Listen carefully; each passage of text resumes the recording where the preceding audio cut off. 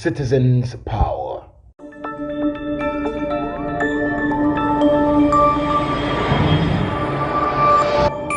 Citizen TV, the citizens' power.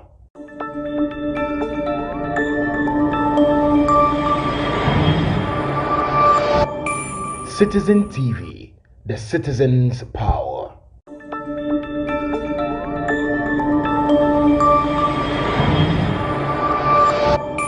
Citizen TV, the citizens' power.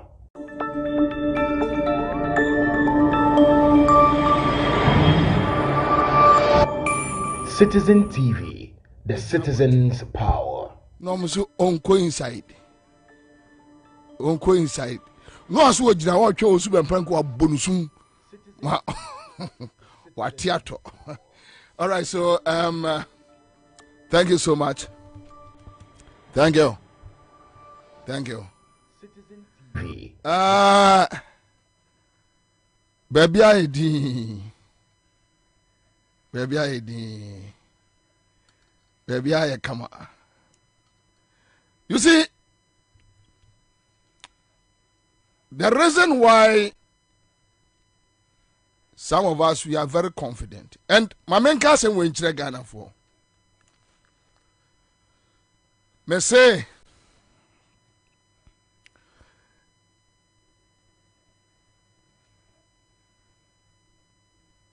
a criminal media practitioner and a obekacho so or you neutral or a criminal.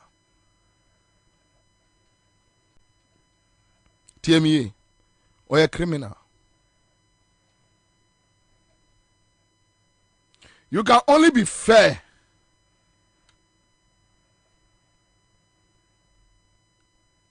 right? You can only be fair. And when we talk about fairness, it depends where you stand. Unim dientia. Those who call themselves may MPP ni but me a media practitioner no. Unim said they can't do what I am doing. Do you know why? They are hypocrites. Yeah. They are hypocrites. But we are on yasa fans webi. Because they are afraid to talk about the MPP achievement. Finito. They are shy. Almost fair. Almost fair say almost beje jibaomia ho. They can't. Toilet man, latre boy baomia. Almost fair. They can't do it.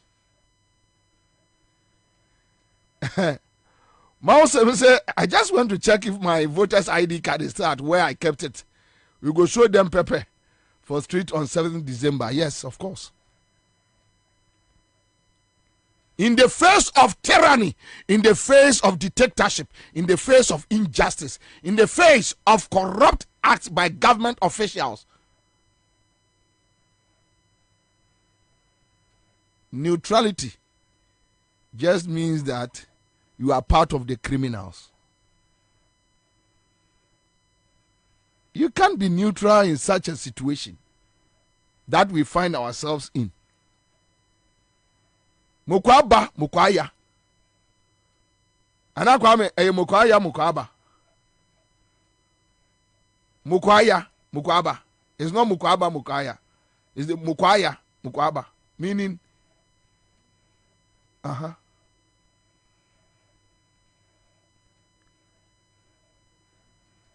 Makase mo ya kire mo ebi ase ye wo alternative bia ke betwa ye ni akwa akohwe anytime I met say lanchere ma ten crop for no kase bia no na me tue sidim.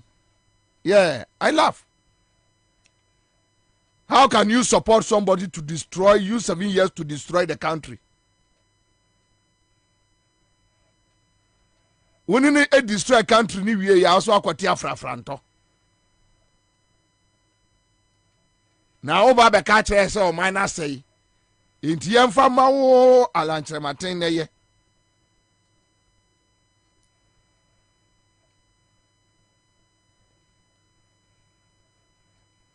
Me catch alankyerematen crofo in 2017 omu wini powerful for say semena na metu alankyerematen fo.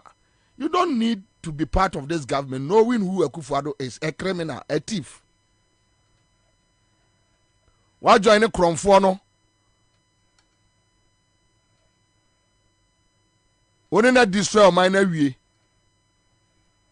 O da no ho anu abeka kire ye say. Yen for o man na ma ala asem kra de mo fa nto nchen. Yen ka asem papa. Bobie, do you know that even my wife is not happy whenever you are on the radio because I always increase the volume? Come see. Oh, mama. Nyabua. Natri. Una. Natri. Nena blow. Gojilira. Me say media practitioner bi obeka akire o say oye neutral biano. Oye kromfo. Oye wi. Oye kromfo.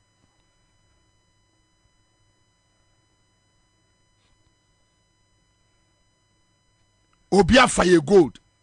So de kwa akoto oil laba. Oni ba kro no oso de koto oil na ba no oso de komu obi a friend middleman.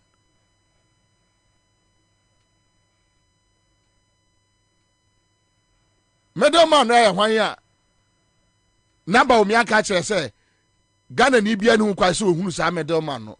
Omo de oil no bae no. Ayi your friend say enyema bi frafra oil no esen crofo car agents. And they are telling me I should be neutral. You are telling me I should be neutral.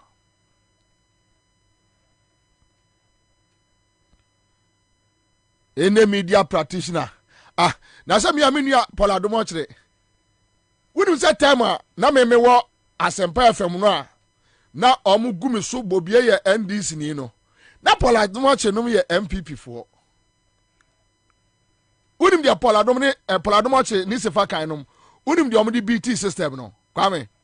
No omu ye friends to Randy Abe. Right? Randy Abe as a MP Satan and Randy Abe MPP ni say no why this ni I can't tell. Randy Abe manage his way. Asa Randy Abe no radio go no sa Accra for boys na no odwana budget say no address also body kakra no address kama. Oh I know them. A group minimum and they know I know them because I've dealt with them from ages. Me no mo deal and I'm afraid to make 22 years. I saw them minimum. So Randy Abe manage his way. Charlie, I know this person, I know this person, I know this person, I know this person, I know this person, I know this person. And with an affiliation with the Mahama'S family from Baba Ibrahim Numno, Sefa Kaine Paradomo Num, they were able to penetrate the system. And to almost neutralize the system, no. And you also a certain Kwakubako. Okotra a Peace FM. Now Odin trust Kakankwasi Asema or we are not their social, but John Mahama'S and his family, they are my friends. So they were able to balance the scale. And the Mahama'S who are the crowd almost hide behind images just to destroy the NDC. That's all. Today, me a neutral for Kwame. Where are they? One name is Kwame Sefa Kai. MPP national chairman. One name is Paula Dumochre. Oka founding fathers. UP tradition. Now I'm saying Mubaka Monkan and Tamai. Me names and this never boa Ghana. No, from day one. Even as Empire FM when they were sacking me, I was still telling constituents and this year they crow and this year. And this year, I don't care. Me found what's up, Yamasem? The wood in Yamede. Me men cock and pisky. Mamma Shao, me knew ni bibiaka. Yeah, street. We did a street inside. Everything our back case. Will be unfound. Unfound. Me found. Unfound. Me found because I'm so much content with myself. Now banuma come konkonte pa na mfifrei me bopeg bako ha ma bopeg bako ha me se bako atwa betie mu na fe kama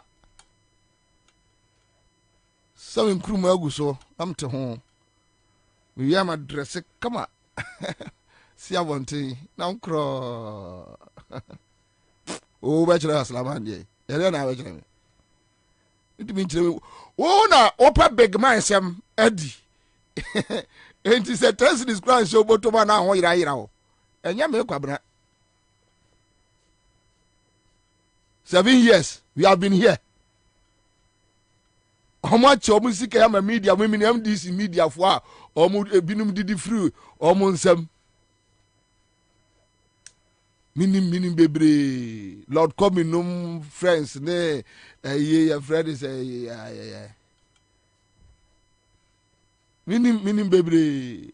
7 years we are here. We are still here. Kashegbe ona.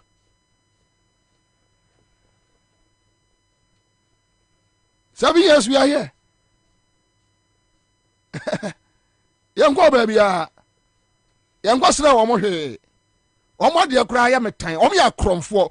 Wodi MPP fo sika wo so ya kromfo. Hu, awi balao, danduru gwaka, shege, kromfo. We are kromfo awi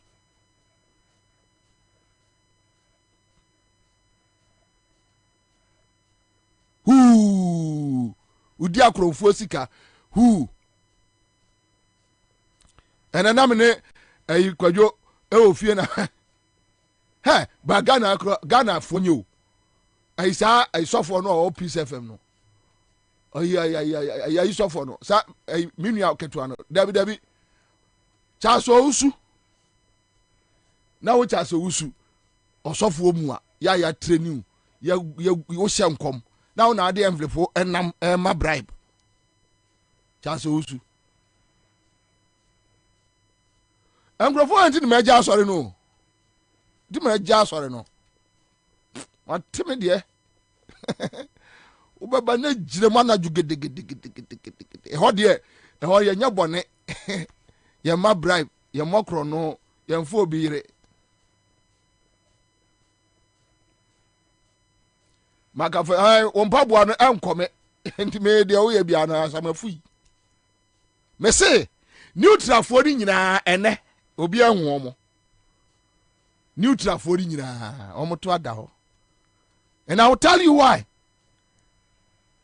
And to kono ekoso o Gaza Al Jazeera omo neutral. Omo neutral. They are not neutral.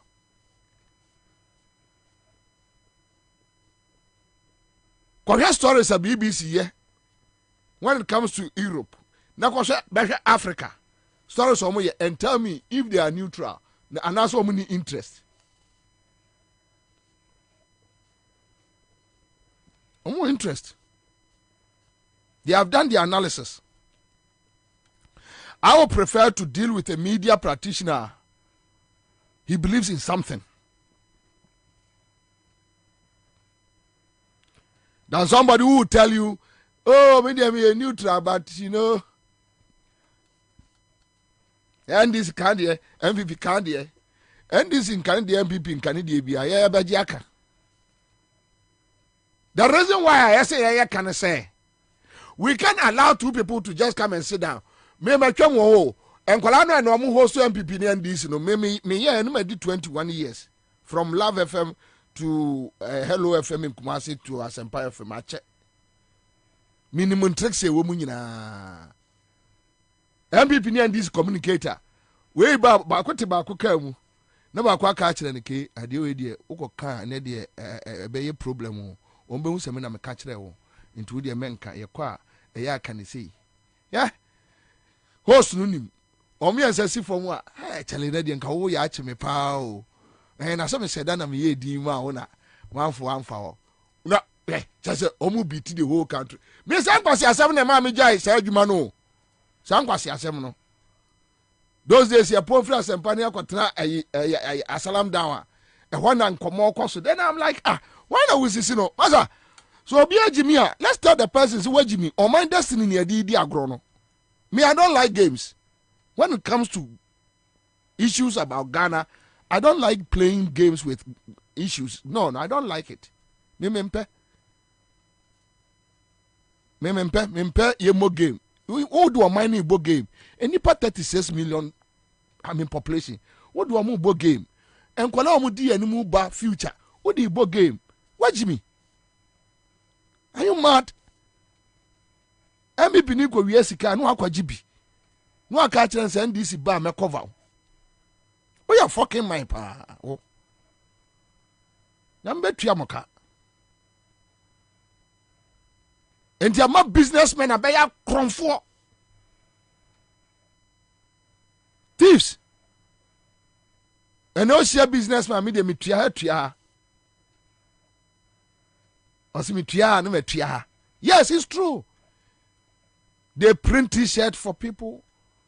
Those who are going for parliament, wait, omoko parliamentary, omoko businessman. So when they win power, the businessmen don't get the opportunity to steal the country, destroy the foundation of the country, and give it to omono abusiafo.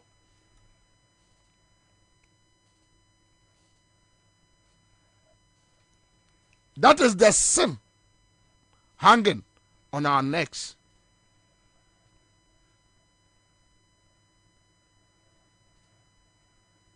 We me know say say Kwame.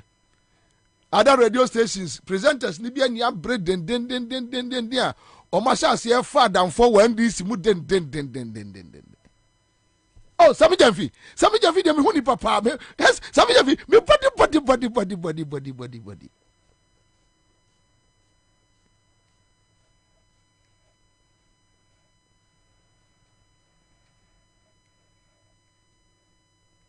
Omo ma sha se fresh and dogbenum o ma ne bo ama Felix nom eduji kura de na asam ye na hin kakra eduji se won pa kwa asam kura ana wono so oka ho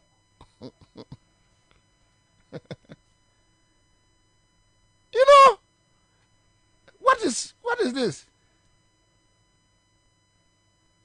anyo o mine ya ne sa no. You can run a genuine business and ubenya kakrawa.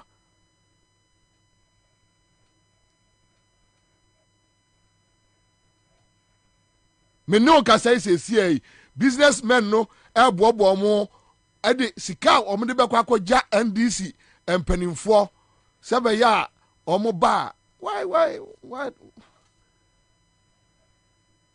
are we doing this? And pass will be before Mwadi. Enti e kasa se ya na ayisami okunum ne sa forest boys no number o mi ahono no mo sre omo practicing Jimmy Sahama abeda ne omo something common destroying the country no omo feel say ya the papa ye book game ye masters. What is the meaning of your master of evil? What do you get?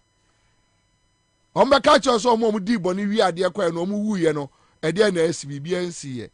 they don't care. They read different kinds of books, Machiavellian books, the eye of the world books, evil books, evil books in the night.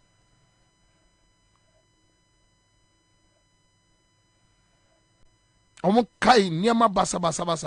they have different kind of theories. In Jomu Dibonia, they don't care. They have books. Catch them say there is a world after this world, and in that world you can become a leader there and to gather more money. Yes. They do. They read those things.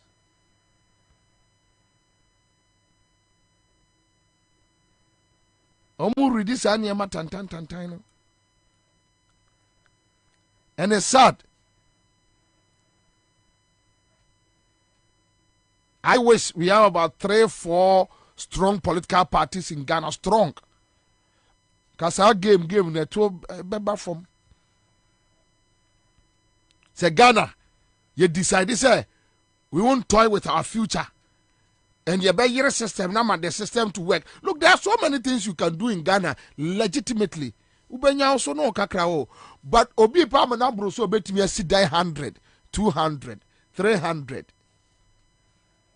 No mu kum crofo mon sase so e fan crofo sase. They are killing people. They have land gas kum nipa. Two amomo.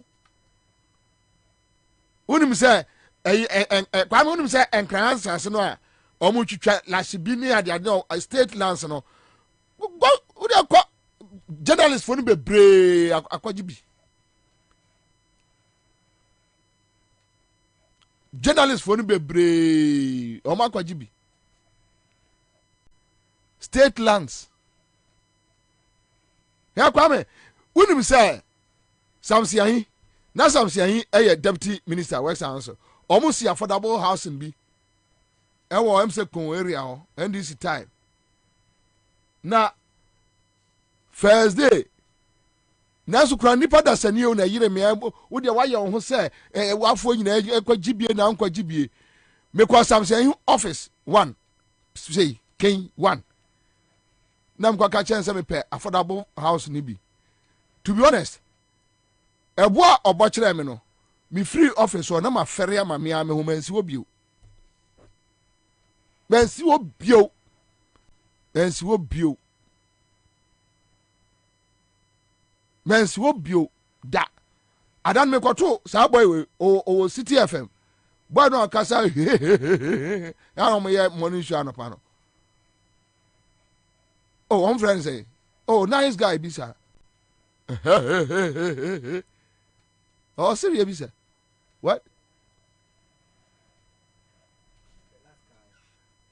the last guy Avlen slim one no and then the last guy yeah that day me kotono some say office so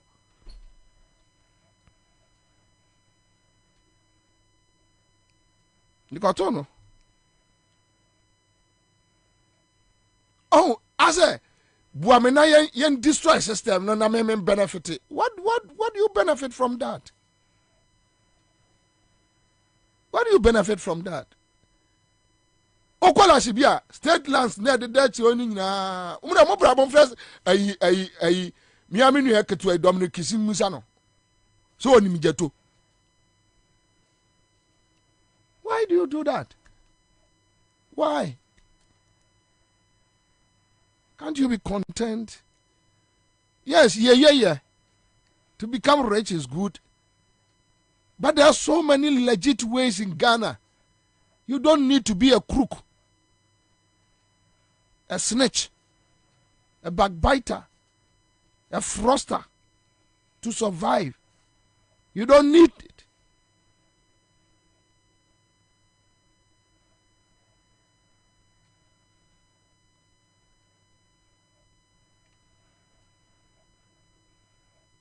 We need people to straighten up the system.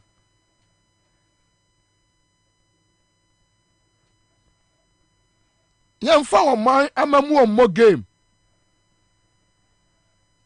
Yemfa oman adie mbo game. No, yemfa mbo game. You don't do that. Yemfa mbo game. Don't do that.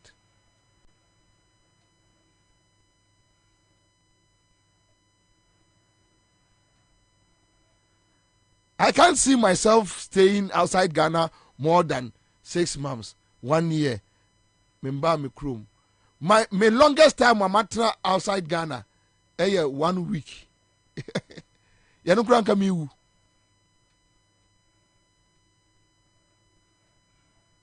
Baby omo de me kwaye, kwa me da na bibi jina me so, bibi jina me so so ade chi a. Awo, me de afere me na ekro gum na mo fa me nko mo fa ma nko a me mese da awu wo de opa mo try se mo bema na otwe ase abeto me wo ha mese da awu ahye mo bia ebe ye mo nwanwa Omo na omko change me ticket date no omo de me buy. Free o me free lu prebio. Nkoya hwe. There is no place like home.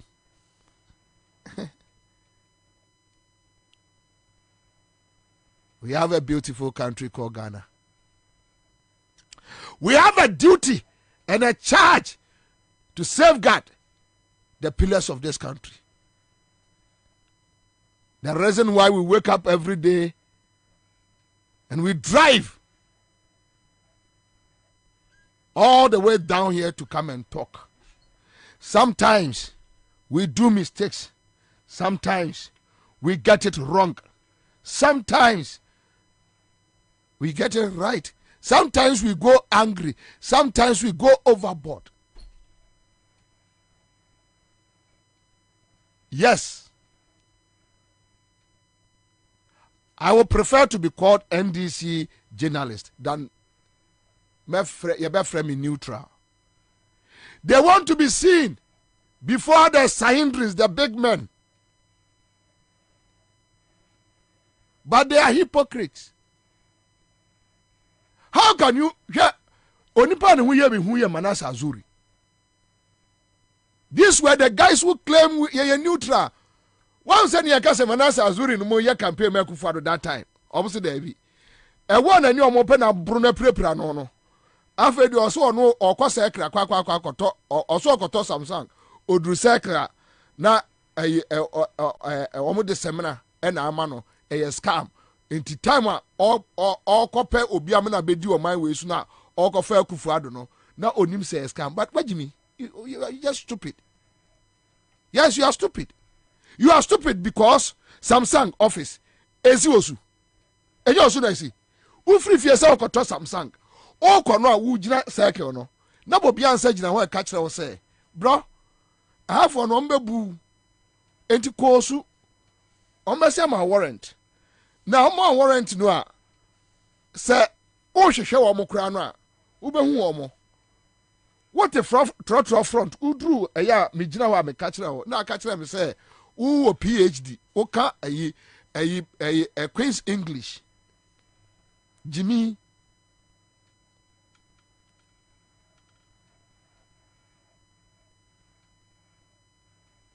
I just want to prick your conscience. Never again should we allow such people to deceive this system. Omo de brofo space paper space no mishire omo do omo abo omo share do omo bo ICGs o say ICGs ne danka nom no and the what doctors ne san crofon asore no aha me o say Benada Daniel sofo I say ono omo ye Holy Ghost fire conventions ne women forum ne ade we ma 10 years we was me besi. When they are doing that, they know what they are doing. It's a gateway. They use it to enter the system. Yes. Now, nyamia bia ye nipa no a I and I for no ya na ehwe kro no so anadwo no. We see them. But you see omo no krase no esua. So those one hour kan okra no ka no kra for no ketu abi na eti. Me neutral no namu sa they meet at pubs no more sre we dey NDC ba me ginam FB ba me ginam wajimi say enti NDC ni ya ade na untimi nka nkyere ne se masa jankwase ade no a wudi no ne be say oman no jan eni say NDC ni say onkasa ho biewa enso what me Akufo-Addo so onkasa me ho biewa me Akufo-Addo no me de ye de wo wiase me fa Akufo-Addo nya hwe me hia no wo wiase aye hwe ba o me mfa no nya hwe fremo pare me mfa no nya hwe lo kwa me no kura de me yogu nanum me mfa no nya hu lo kwa me ye nipa ayi bra champion we bra champion nya ne MPP ne ba power ena nya ndisi fo na so tam contract man no we bra champion we wa bra ba no abo we de na ye dey me fa nya hwe e na hwan osafo mafo boya we me de na ye de we se di pade ye kromfo na ntimi nka nche so wo ye kromfo ugu o man no ye kromfo we no ani abre no ho ani abre say it is this near kromfo no be ha o man no a won be hwira nim nka nche ma se jankwase ade na wodi no. Say legitimate business. Look, let's go. Let's move on. I don't have any problem.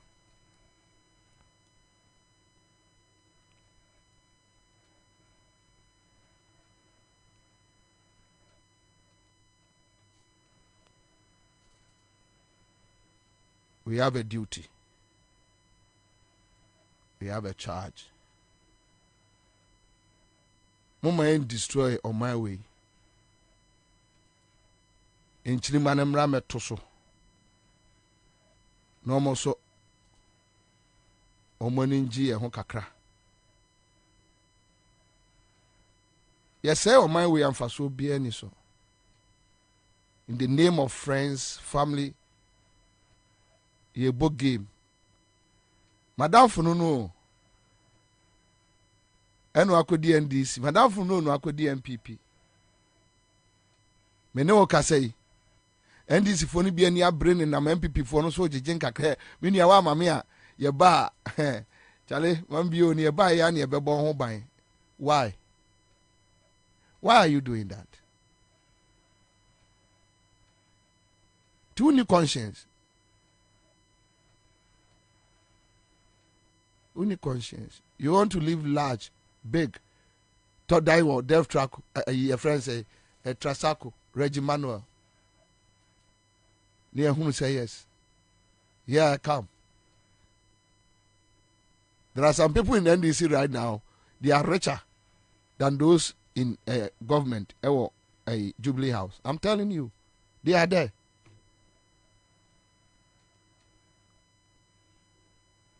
Every year, I transmit Asimbi, and the person showed me evidence, a video. I was sad.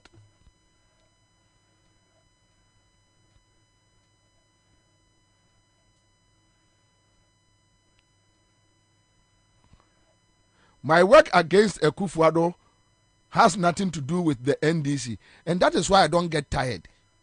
In this aniyama ni bo wanka uhu eya NDC fo ni bi nam suma say ya nanka abu abam me NDC wo ho NDC ni ho me say MPP is a criminal organization, a terrorist group. If I get any credible person, I will join hands with him to fight them. They are criminals. Omi ya mamoya fo Akufo-Addo ye kromfo ba no kromfo. He's a thief, a criminal. But Omi is an armed robber, a reckless man. I don't need NDC to convince me. No. I need my conscience. Yan ne biti kokwanyi de honum no. When I came from Kumasi to Accra, they thought, say, so over the chair me NDC. The issue was not about the NDC. I saw President Mills and I felt like, look, between Mills and Akufo-Addo, Akufo-Addo is just a devil. He's just coming to disturb this country. And I'm a proud supporter of Atamils. You want some opponents, some for beto, Abakura, or my friend in France, so make what to be. Or more mammy, maybe I don't care. Metwa Atamils. I'll do it again. Me. It has nothing to do with NDC.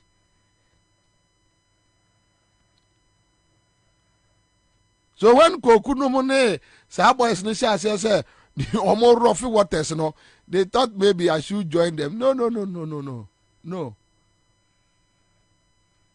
Anything Akufo-Addo Baumia, I will choose NDC. Yes. Maybe that should be the alternative view of where Papa.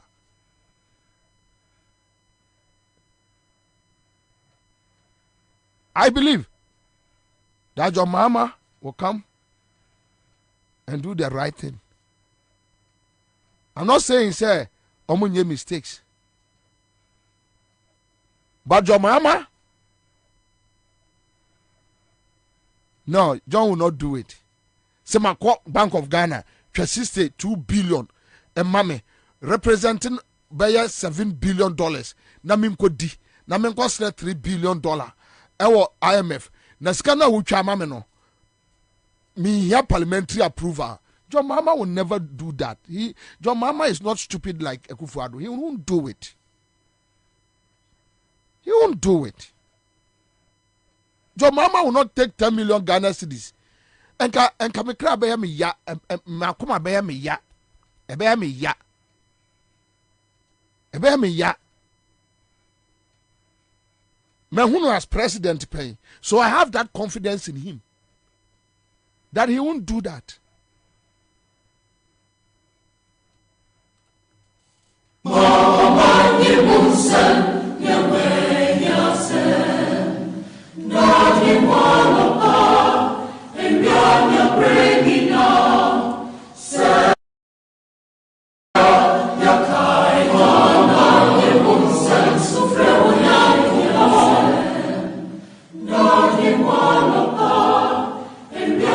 Bringing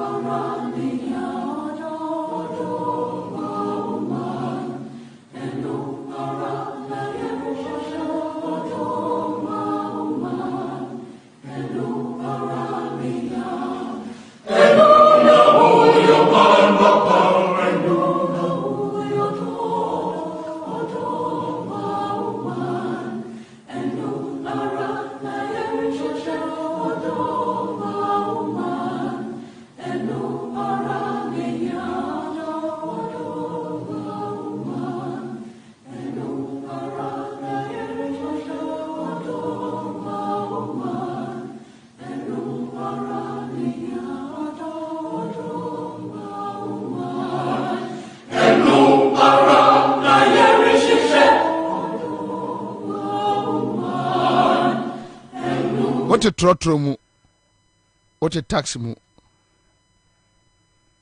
Listen to me.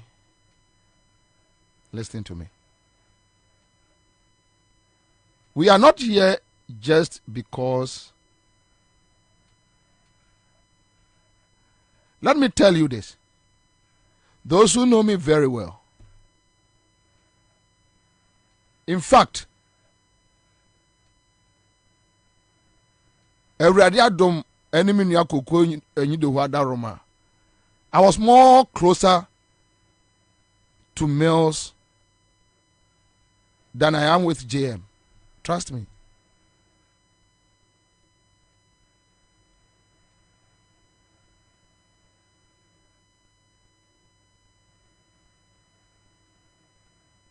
Yamfomo mfa o mayade o. Just using your links to loot the country.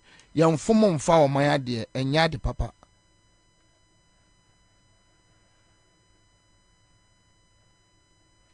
So nyamiso obeshirawa, God can use legit means to bless you.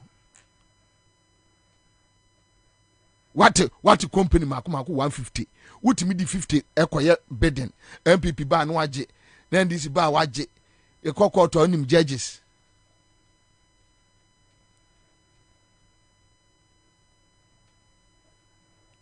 MPP ye on e prepra ho, NDC ye on e prepra ho. First pa ye di bronya omo cha na eja omo mame mo. Na we have some we koka na se do ba koka kire no. Me se be ye mfie nsia ni. E free some MPP ba ye omo cha omo mame o. Omo mame. We December yo meche. Media fo ni nyina benya bi. Omo mame. Ga no kra na eja. Ayi eduru bronya omo di sini suma mesumi nya kakra no kra wa block me. Uya wa mine na meka che so olumai. Uya wa mine no dodo. Ade. Uya kitu ebie. Neja kakra. Uya ni nyina ese o mine no. Oni pa obedi sai. Say ya no oni pa obedi.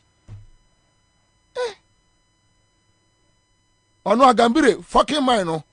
Ayi araji. Se no oni so ombe china tum no cars no. Enra no obi ka kire me agambire. Yes, agambire timi eyeso obeche cars ewo Kempiski. E ma nko ahụ sama lie. Oh my Sika, why are you doing this? Why? Your man for creative godfathers. Where you oluma mo cha ya mo mam kakra. Ah. Ade su kura homo se o ma increase no. Media fo nyina benya o mame. Adai. Me doka. Ase me kan say me ka wan pe na me kan. Wo cha mo mam bi. Be ma. Ga no kura na ayi ebesi ni sunu me ru afini dimpo. Wa block me. O mame adai. Ke mo ya mo mambi. NDC ye ba mo no mo na besi adie. Nsesa ye bia ma. Bibia ma NDC ba mo no mo na be cha adie. Ema ntiwe no mi meja kampo. Tu de ya mam kakra. Ko ma ya mambi. Mambi. Adie bay. 2017 December mo amame. 2018 mo amame. 2019 mo ama me hwa mo saa me compreni adai me se maja aka NDC ba mo no mo na beyo bibia nsesa ti wudi mam kakra why mam kakra bro nya mo ho yira me first ba mo boto ba kunu mama me oye tim krofo asi krom no me so me de manwa mo asi so mo akọ Johnson ho akoto Kofi see mo ase why say kwabuna why the U10 why no the U10 I want to say be o madru no NDC ba still o ma no o na bedi o enkwala no a enkwala akromfo no o mo ba no na yese yire ye ho yire wo mo so o mo ma mewi aye na wo mo no ba bia we madru no o ya wo bibia enye yie o mo no mo na bedi ko NDC national headquarters ko hwe ko MPP national headquarters ko hwe o mo na bedi wo ya ho bibia enye yie o kan bebre kura no a NDC beba no beba no ba no ma tupunu num o ma ho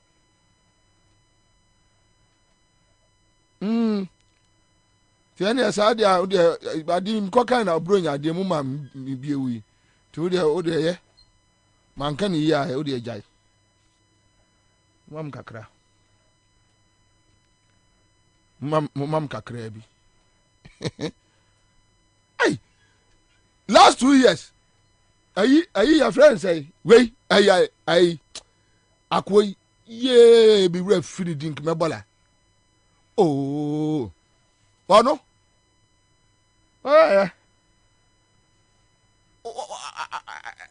ayi last 2 years 2019 na o ba cha me mo ene ayi Starkis aha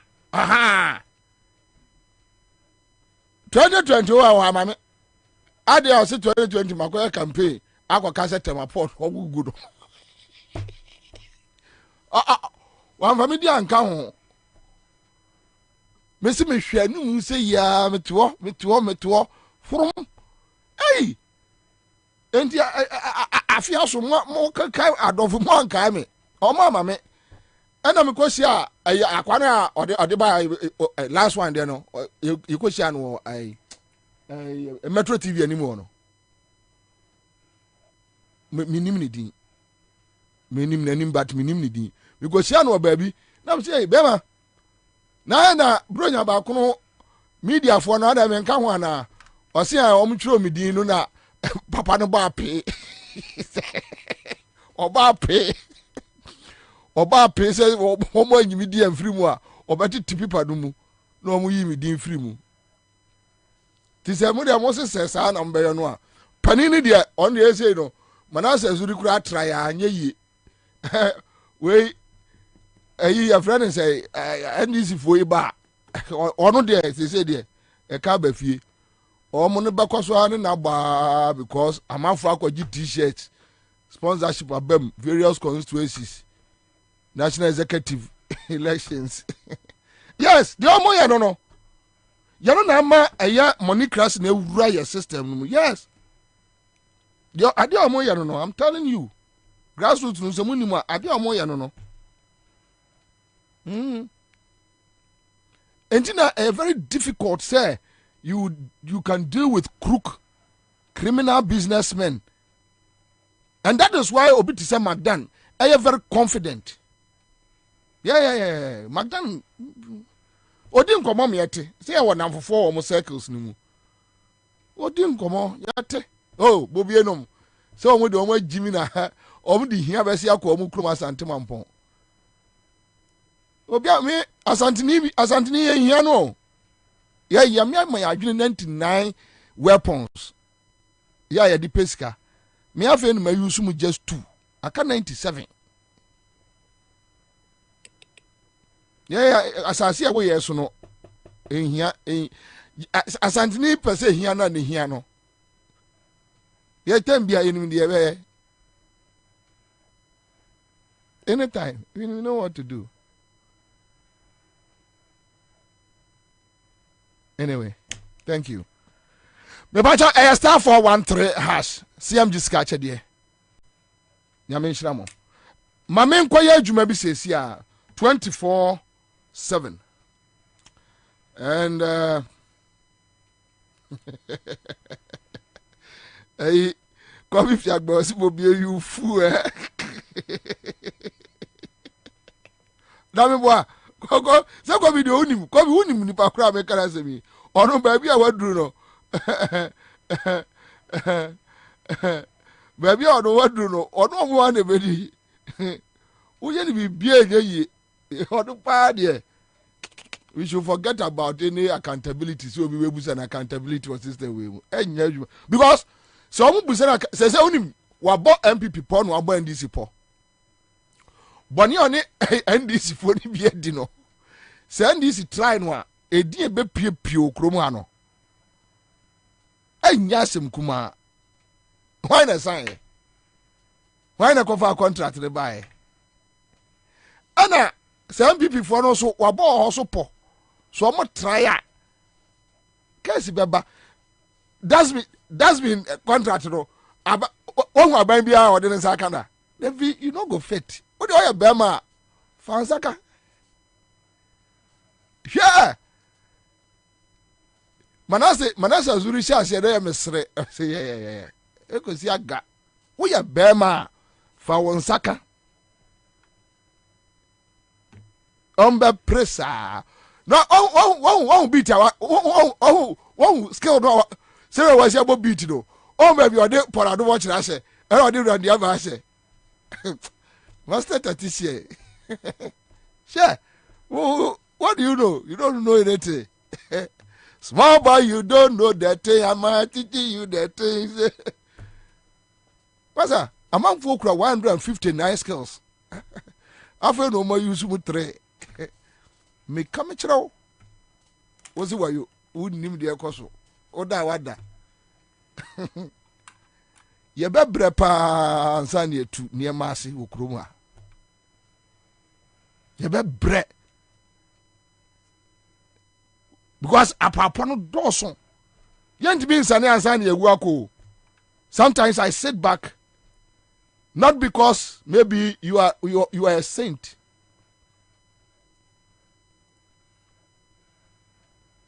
But you feel like me watching, you know, what?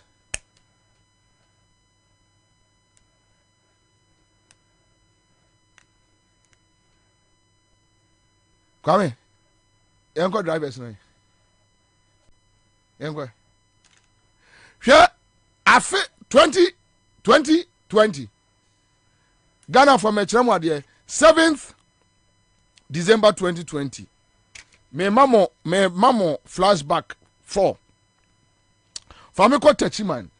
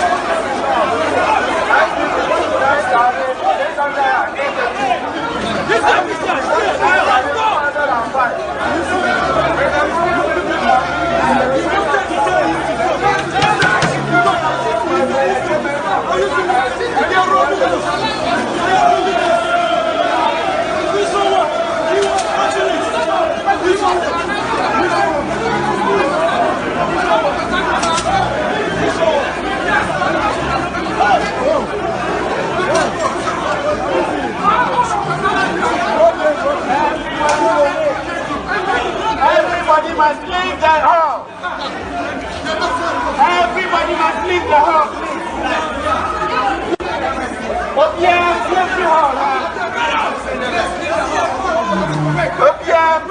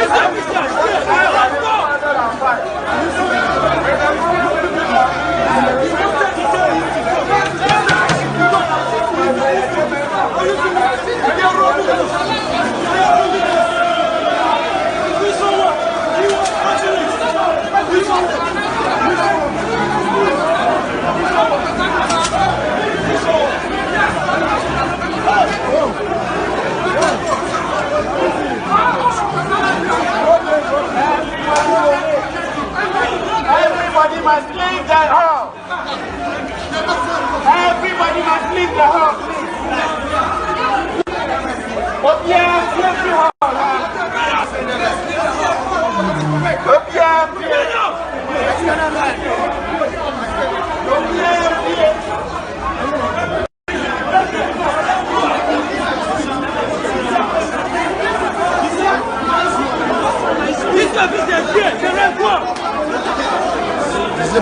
That's how they MPP party military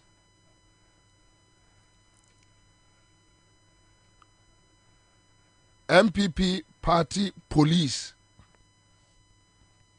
to intimidate and attack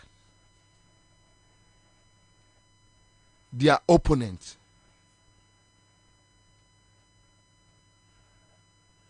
Jane Mensa and me and Kahoshe.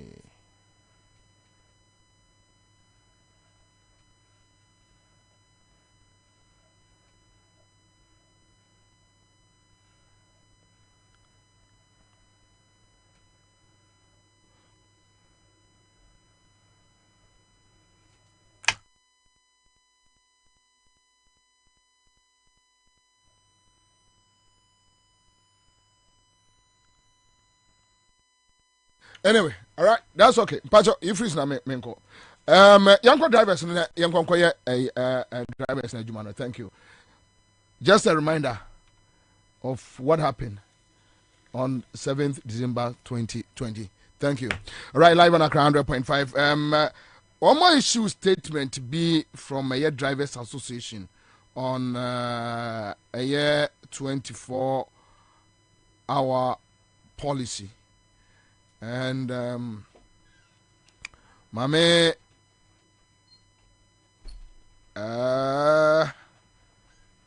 okay, all right, so I have it here. Press statement by transport operators on Mahama'S 24-hour economic policy. And Omo Same Amwa Deputy PRO GPLTU Ena Nensasha Sie also na David Agboda PRO Sidak ena ya Berima True Drivers Pawili Chairman Concerned Drivers Association of Ghana omo nyina na akeka omo ho abom eya omo de ensem we ya baba betudwa. All right, so quick one, let's go. Na yankwanko check it. Mamene aye Same Amwa, who is the National Deputy PRO, the GPLTU, in Nkomo. Onia Akwaba. Pacho Boko de. Aja, Yahu Krate be transport operators endorse Mahama'S 24-hour economy policy. Okay. Dia, church name kakra. So many are doing that. The only one say no cre ya Shenkafo na Shenkafo so de we say obia ewo ne political party a odi echi oto aba de mano. Na mo normally ni ye share ade a ebetimi aboa eye Ashenkadwuma no. Enti yetimi hu ade ebetimi aboa Ashenkadwuma na eni eja ye nyina yetu anamo na ye di echi. Yenyanentie se eye yura John Dramani Mama or yes from Katu for the ma NDC amanyuku no every 24-hour kind of system be back na yedo mo suko kakra na be huru se eye dwumadie bia ebetina boa ya Ashenkadwuma no ene se no ukoye stations ni bebra meme ankasa ni secretary ewo Ashama traffic light branch. Over a station as you see, I checked cars in the MB. One group call now, a China saw more parket, now another group is sober. A Jumana say, any other things they bring out. Young father said, yeah, what to call Krana, if they are all short to full, repair filling station, they are to full near it. Ube on the night on my phone, and I'm say security wise, and some people are saying, you know, who say, Abino estimate the system this say ba na 24 hours jumadi nyina betimi akoso factories ni companies ebe juma ebe bo mo betimi employ more can say workers omo employ more workers ebi kwa anajo a ebe my stations no so timi arane eye anajo nyina ebenya passengers afa ebe ma nso the traffic congestion a ewo krom eye during the daytime no so no ebetimi abafom ekire say taxi driver betimi the traffic na or ship well onya passenger emfa it is ko ba ne say me wa konya me de be ye adwuma na dun fa menya passenger afa dia na che say bi betimi ahumi awia na bi nso aye adwuma but same offer same obi a woti obebusa say but anajo cars ye adwuma cars to kwa boga tamale STC eko OA enkran Kumasi to Accra. So what is new?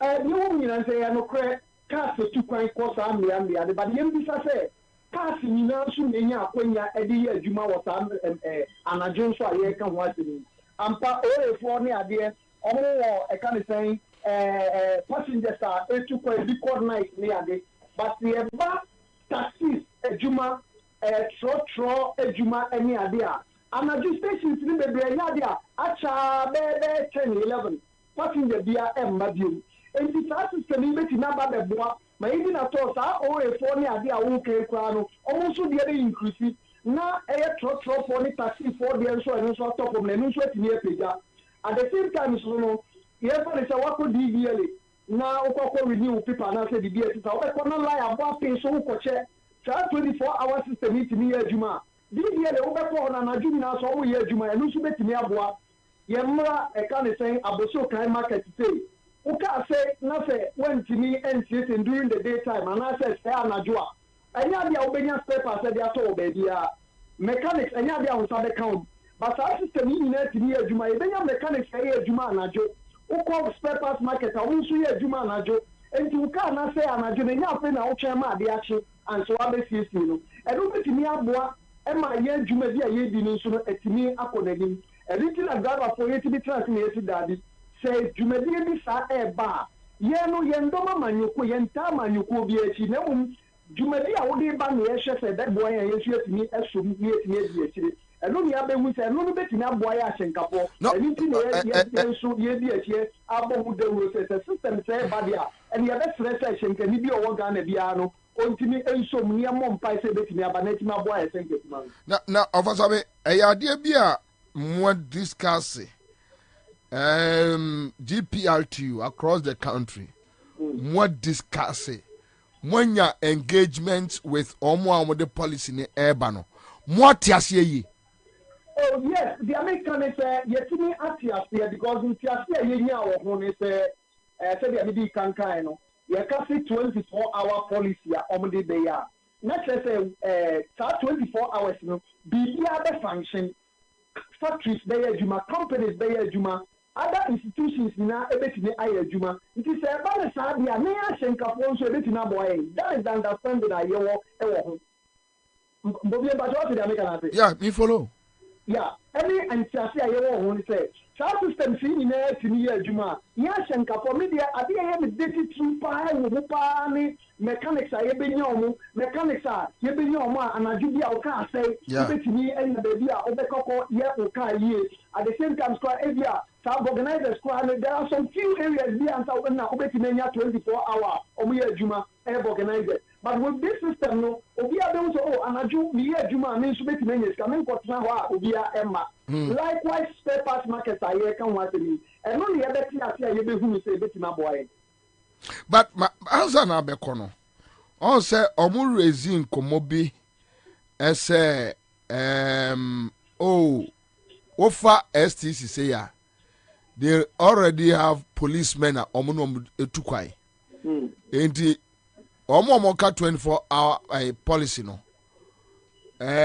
Omu ka security already security is in the system. GPRTU for some way more genocide.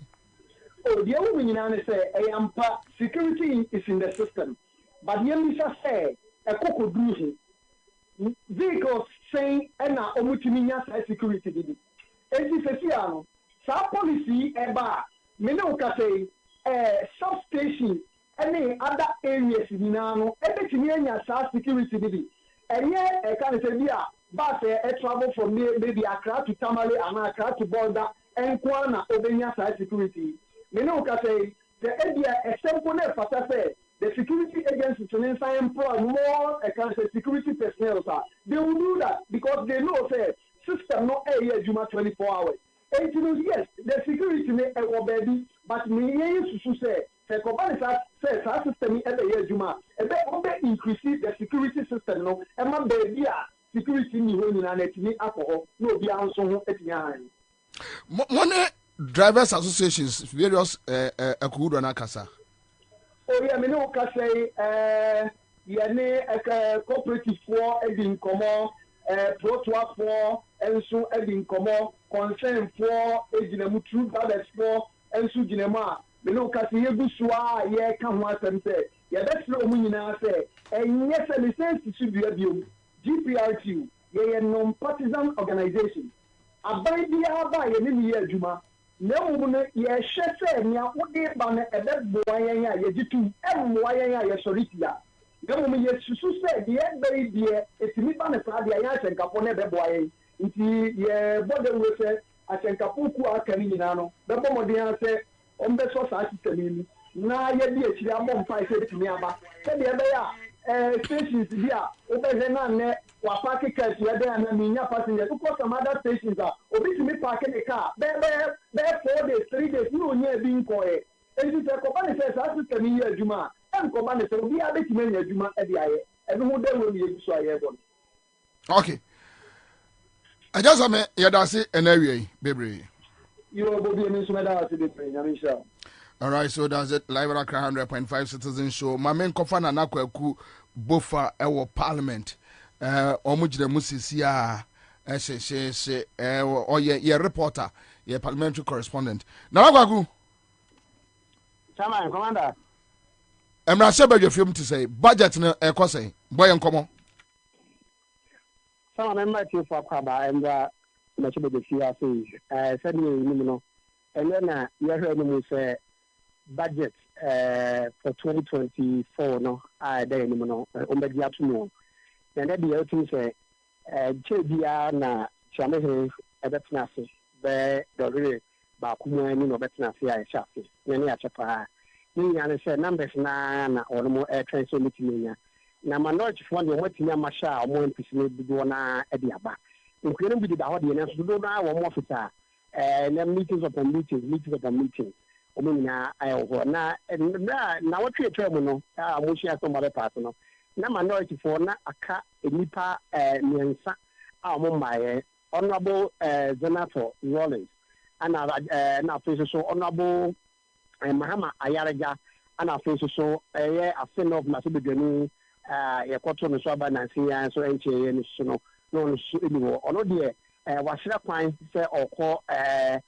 abuchime makwa kwere ya kakra ba ntino nemom yenim so beba na so ma ye tete se asewaba asewo maaye bia na take by surprise na o twa be pim ha sei na eye majority side ndom do wono so no na enipa me sasa so na eniha John Ambotiakuma deputy minister for finance no oniha ono kra de ye ready budget ni na oniha na so yeti anya no se na ho be do kakra wa jaira ka na emoden enso so ene oba usini ni mati zene ni mati kakra da papa no enya ade a ne ho hyeda efa ne saa afi so no honorable Kennedy akomprako Japan eye ase central na tibigani wono so no na ono so eni ho enso na me no ka sei waba owo na se be fi ha Sarah Jasa for the make of the MP so wa ha sei ana afi so ni papa kwa no ni ho eye Mavis and Cancer board ono eye deputy minister for foreign affairs na ono susu ni ho na my share last week no and so make us say key people abebo mu na no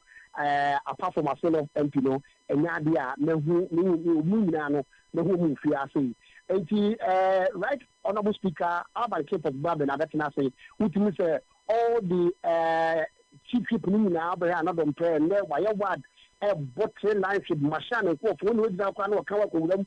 Would Jabonti there quatrashi to say, course, no be a yarn or more, say, be a own my enemy, or perhaps about the Dubai, you say, or maybe a call 28 conference, no, our Dubai, and see, say, good one about the team, our Hasi. No more, a little back, a woman and the dear, I have a good one, and no women a team about dear. There's no Cassadia, a good one idea. Womaba, say, or Mama Casubitaba. Sasuna minority for the Pierre, so we idea, or Maba on Chile, Kuna Subia, National was an officer, or so many times, do about 22 other than Naba. Never,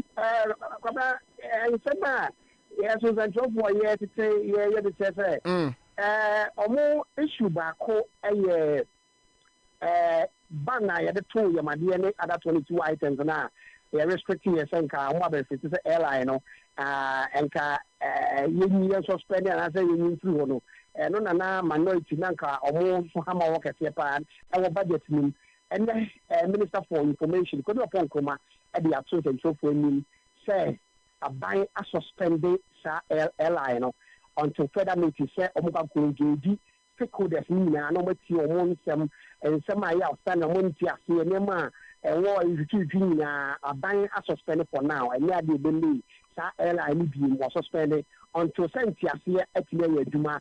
No BI, some shenable, quite a little passion or my issue. It is always the same people with Zan say on the widen stakeholder consultation on between Amamwa Daho, the Trancomodia or more imports, the Buta and the Monkaka Kahunina. Among some of that drain of Kodan and what is in Nano, or making a j one how no money and almost at once and now I could be ansana a banner with the bar or the abba and now said you was also why yet.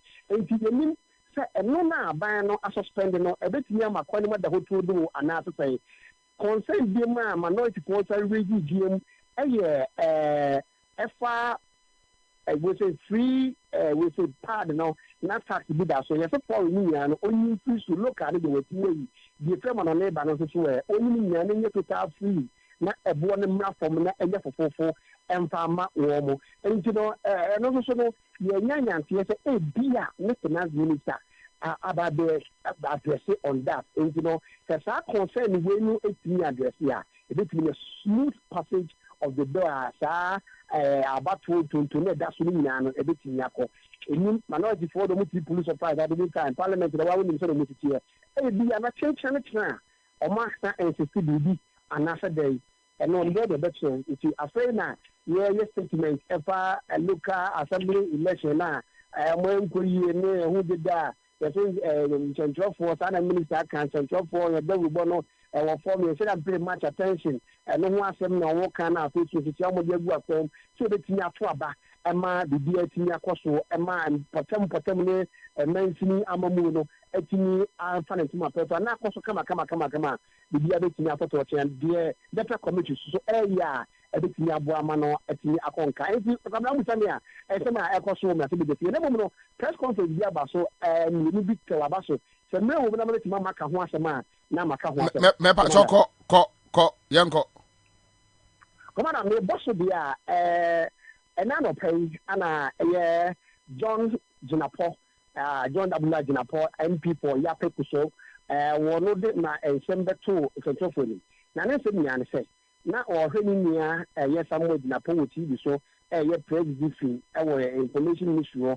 Eka and send the bill be a little my young Yako, a band person or sign a bill. A company will be Balari DV company and Mabuni Balari DV company or more any Ghana buying every contract you have a sign in say your former Chief Justice Edna Nwatu be a year Supaya Kufu Edna Nwatu was a issue movie.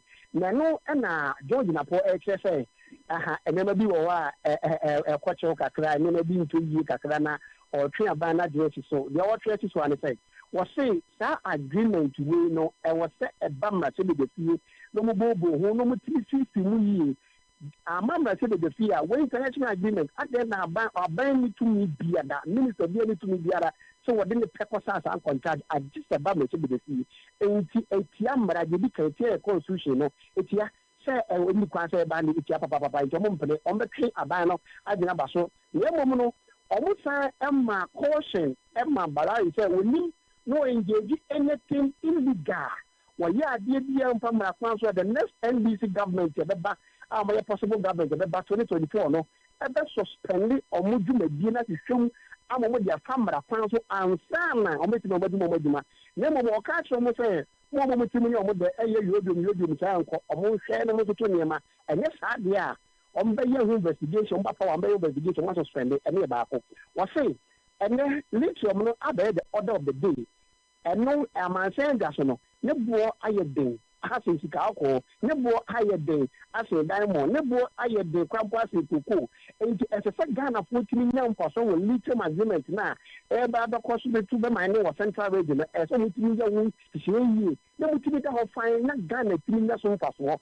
na mo nkwa esa am ne pa ba ku ne bi kwa isu de no mo mpere enti mo se minority ombe bi ma mo man Ghana no mo ye hye bi ya ne bi so mo bi ya man faso bi e bi abaso ma mo man Ghana no omo se mo mfa mo ni ento omo so kama e be bia be tina ko yi na no achi enra what he say yes some Nati George some Nati Gataro cannot do India George MP for Nigo Kampa ono so e be press conference e bra na ye be sorry ye da join parliament na omo ke think LGBT anti-gay bill no ye proper sexual and human rights and family value bill no eno ka ye be ko speaker bet na no say eme no esen ko bokoso na so no mo ka chama no mu nti no ne bufu ye so be bubodin ne te say enya asem keto asem to ho asem na no na chairman of the committee no aba be respond and ye before there or the ba papa and no what say there be on share that mo de be we ba ye no ye ankwankwa ye we say he was CSO4 any human rights activists for me I sorry me maku petition me na 200 do me na wo so mo transfer so tie the hu na sem na wo say so mo transfer bia e ko mo bono e 100,000 e de 250,000 a day e ka wom a mo just tie bia na wo mo bre e ka mo bono parliament bono no eno no na o sa tue ni say enye bu ataye na mom no omuna na akọ atọni dem da ho akọ ye hihye ebe bi omukọ ye eni ade ade ho constitution nu kra na anti ai onkana natural knowledge ni na no omuhwe yi bibia de se omode bom fo omode aba a omode report na ba constitution state afei wa say omutumbo afi ye na de na de de aso bi na pre no ho na bi na pese be ba so ena be so be gu yi chamehene abamba bi eni mu afi na de nya ni hwe wasi David yes I let you say omu kasa dia no boa anaso no chama no wa ya ni gabu ni bi interview bi no tete baby say o ma de ne maso a na nye no kure ne no ya me ya ni we I wasi we be we e ba ya ncheye yo be da wo ho a wa bobo din ye we say be say da ho da no yen ka ho asem na de we na say e ba ye ni etu de say me be ka ho asem a be si bi aba da no de yen ka ho asem what other than yen ka ho asem na we na o ma yen ko to be don e ko mo ye press conference ni ko mo come be say da ho asem ne we. Your call has been put on hold. Please wait. Your call has been Hello. Wait. Hello. All right, the MCL is so okay, so and you free Parliament Ban Honorable Suleimana. Okay, so Baba can't hear home. I was say Yenya Alfred Ogbami, senior media practitioner and former PRO de Ghana Gas, right? Yes, is here. Chairman Akwawa. Boko there. Your friend say this issue about drivers endorsing a year 24-hour policy, meaning last week some 2 or 3 driver unions. Then today GPRTU issue statement on it. Say drivers in the bebwa omo. Metesano pe obi argument with other sister stations. Say already drivers are working. Oshe STC, Anajo, Omutukwai, OA, cars from Accra, Kumasi to Accra, do 1 a.m., 2 a.m. So, and BB new bia. I don't know whether you have heard that argument. Oh, that's an argument. Yeah, it's uninformed. Why? Okay.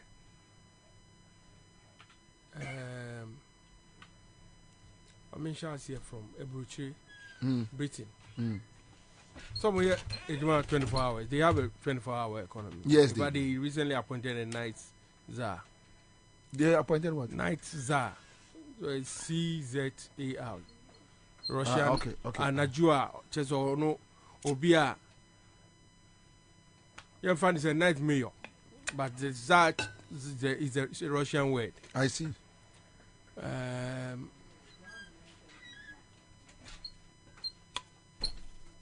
And they were talking about how to, it was a major issue, improvement of their 24-hour economy, and then jobs, the additional 24-hour economy in Beijing.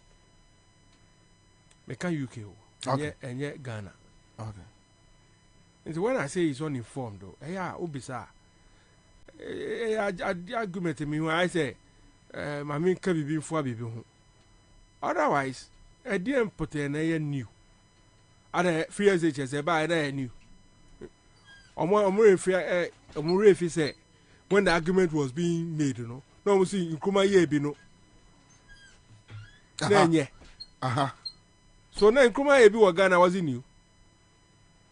And now Africa have 3 years, in fact, the whole world new. I guess. UK, education from Akwada up to university is basically it's almost free.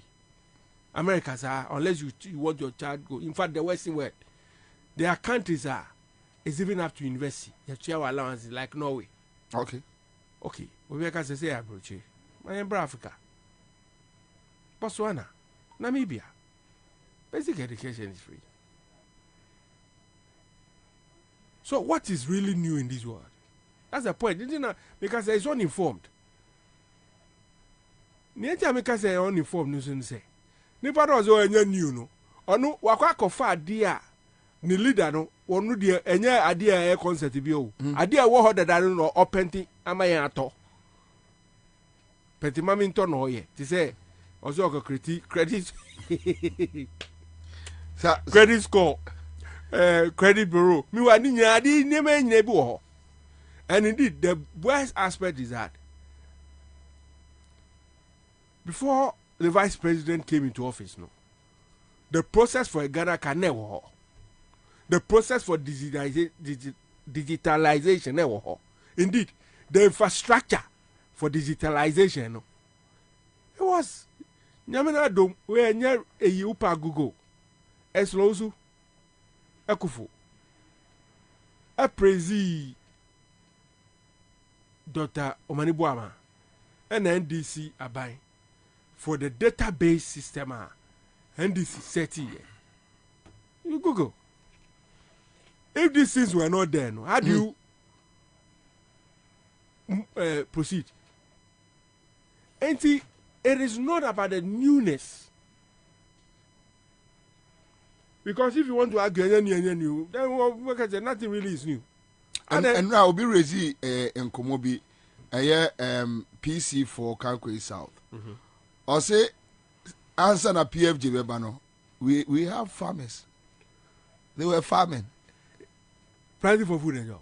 No, when them say NDC program, Canadian funds or movie by Umbetu and Omudani. There was just sloganeering. There was no policy to it. I know I cannot say answer na Omudi Bebano. Yeah, we had farmers anyway. Even if it was a new policy in Pua. We had farmers. Yeah. And in any case, it wasn't a new policy. Yeah. That is why Canadian Japan so call runs no. When who farm no food no way who and me and you. Canadian Japan, at least you've heard him. Also call runs no who she. He was just Kasa and the party Kasa.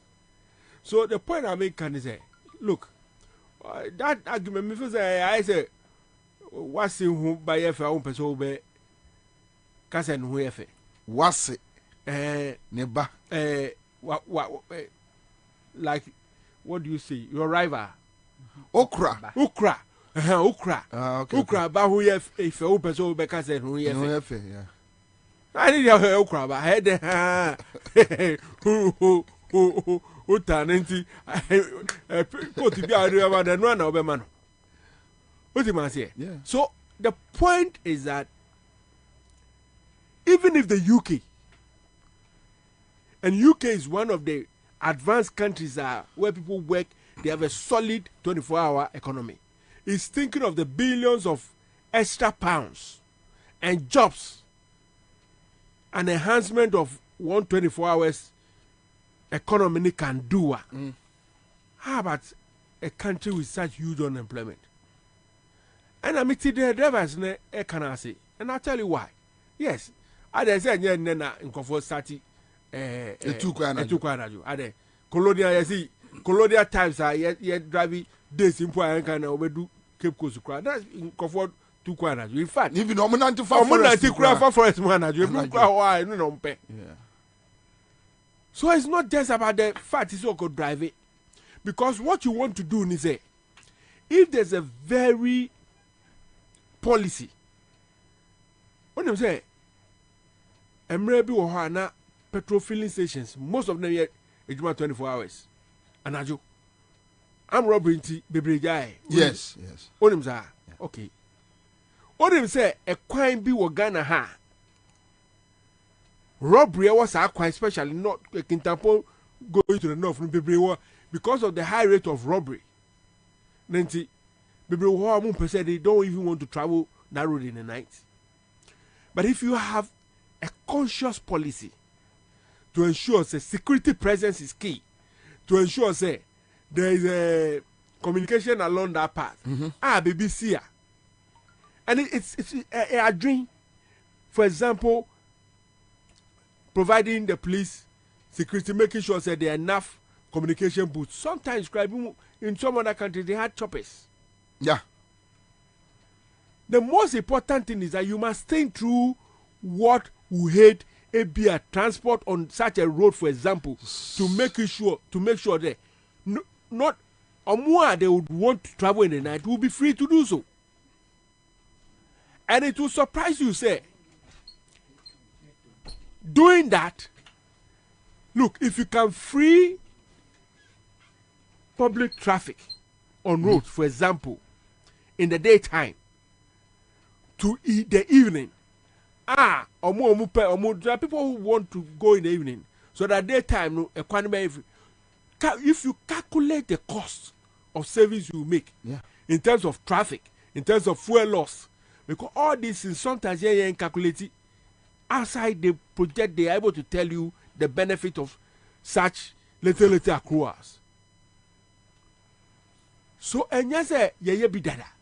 And what new you're going to do to enhance that economy? For example, maybe a filling station here, a jumay, or because an affair self-filling station, yes. But I find say, if every filling station, by virtue of an improved security situation, employs even 2 people just to handle their night fuel, or even 1 person, that's an additional job. Unim say a bus 7 and you would diagram crash or tie a paya with organizer. In fact, many places by 4 or 5 normal. 7 Krawakodo. Maybe area by 4 or 5 normal or map. Into what's the waka? This is a lucky day be organizer not the area more. And that's what the organizers say more. And yes, I shop. And Numpo, Omo down, could be Numpo or no so upon or Cojini. We got him saying, I do a Jumamba. Yeah. Baby, or yeah, Jumani, if you quawa. Tibu our Monday now, that shop where we can no coffee. So you see, there are too many things involving when they say 24 hours. It's not just a matter of a Jumani. It's conscious, and you see, who person on Tiasia? And Kofa is one person on Tiasia because Obia Sebi and Yabi Sema Sebi. And then ultimately, credit reporting as here. I do not see what potential benefit in terms of job creation that will create. Because having a credit report doesn't guarantee you any job. It doesn't even guarantee you the loan you use it to take. It doesn't even mean you'll be able to access the loan. And so, ni pay a digital credit report. No big DNA Sebi. It will lead to corresponding job creation. And the man has told you, say, Sebi, for example, Anajo is going to look at the tariff pricing. Was he in the Mentiasi? What's it mean to say? Parliament who should den young Ramra. Chairman. Eja, Kwagu. Yeah, Commander. Edianesi or Parliament. Boy, quick one. Commander, eventually you posted the line of the market, Yanam Gashaka. Now, Commander, Yakusi and it's or master here. Or mobile counting the year last of the year, also because the parliament year. For me to be police surprise at the time. Minority ACHAA is to say, I'm counting woman. Head counting and the woman. Dana, man, majority for a working out, no. The man buying. Speaker, I'm not more head counting. And a speaker said, your bow dear, no, sorry, we are counting. Anna, majority for the baby, and that's I know. Nemo ya sorry bina ho ne akanto mo ba ko mienu ne sha ya kuma ko kanto mo ne de numbers na abrom ana speaker say na person wo ye no eno na man ti ase ya ni aduma say ye bo odi amu asore ye bo odi amu asore ndi omo mpede sa ana workout ne bad and so no challenge asamba ho say the process of the bear count ni di mu no come about the head count ni di mu asa akokopa into asaba di na majority for the say that be send me standing order 113 2 no air canon and let's not speak here no speaker you know different way I was say omo na so di omo na so we count na speaker say there be on be order 1132 no chair majority leader say that here speaker no bit na free di abo di da bi a wotie successfully where do I successfully na one on you to the air and you know or no one in Tiasha or can I say Anna actually almost already was saying so young account and I think I say your Omoyano ain't finance to Omunya MPs but Omunya person sorry now.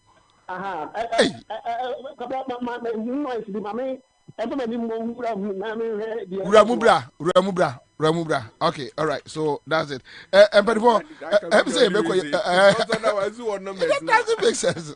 So we know about I mean, young kind. Anyway, young go straight. My young check. Mame started from your end. We are talking about budget approval and budget approval. No, and then no, I chimamenche. Akwa etachi minim say wa follow ya de be fra eye restrictive bill no a say almost say omo withdraw withdraw until further notice it no so issues are but yemfa ni fra with the budget no na yenko last na they didn't come men chia tie for na hofu bi adwuma de bia mutie omo dos but minti omo nyina eja William Kojo eje no omo say once an NDC for ba parliament o ma register no o ma trust am ma ba parliament no so I work it out to cry no I still count till they approved the same thing. Always MPP want to have their way, not on the genuine way, but on a crooked way. I don't this the MPP tree a transparency, accountability, pay. Transparency, accountability, pay. Because the brave beer will be raising issue about accountability and not transparency beyond. MPP to be daddy. But my man remind you say a head count is underway. Ebeko na yesu trimu fa obusum kune onku. Utimu fa obusum kune onku na ye wo school kra ni teacher ye call na teacher bu ye bobo register obodi na peja saka say present say yeah teacher no ni mu pass wanye so anu mark wrong ade share asaba bow absentee because wanye so enti sa woni pa nyina ba ede na si ukwan say yen kan mo ye bo di anu agina na ehu ni abo wedi ni agina na ehu no ede na si kwan because said the reporter ne kan ye no omo number ne nso anya bia watima kire NDC jachi question seat ni say empty into bia nim say jachi question dia according to reported by no woni ho but essence MP before dia no you will speak ministers or makoshi shomumunti no you cannot even know number of people are absent and 1% kan nwanko mu nyina so regina you ye so ya dudu ni no mu nyina sa atena se for lack of accountability omon kan na so mo kan wi a iso mo adwen nyina ne se omo do mo number no abe do so accident this in tron rebeto but mo refi se ye koto abai gbagbe no ebinum kwa mo fi se omo to nyina MPP fo nyina na supported this budget omo de banana is that what they think na de be sine no me I will still blame gbagbe why because last week he had opportunity per their own standing orders no mo amre omo di adwuma according to logic omo di 11 no he had opportunity for this matter to have been settled a broad majority working out and nothing stop parliament from going ahead to vote on this budget the same way omo vote on 11 no nothing stop parliament e gbagbe no an ka so wa jani ye na for 2 we do share dan na no de aba be share because last week ni e ka no report about say na MPs ni 5 no money ho they were not there and they tried to use these same tactics to bulldoze their way through the non person ya no katashi no mo dia fam and to speaker now who nim say who na tie adwamu who na parliament no who ka se mpura na epunu omo te parliament obi enu watena parliament longer than you.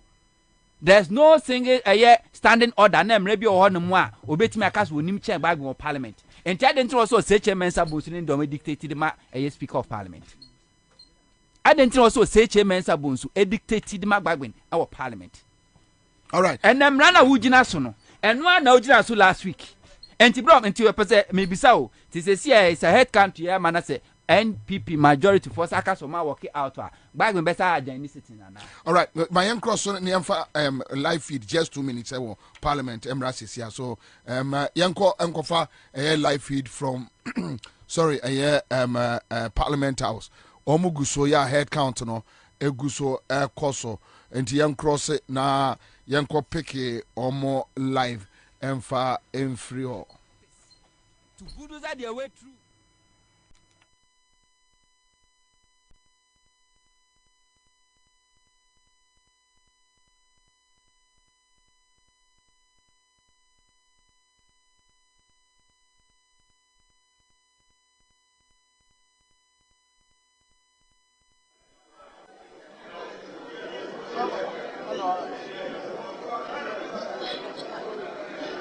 Shirajia Samson Tangobu Chiwate Andre Dari Benson Adeku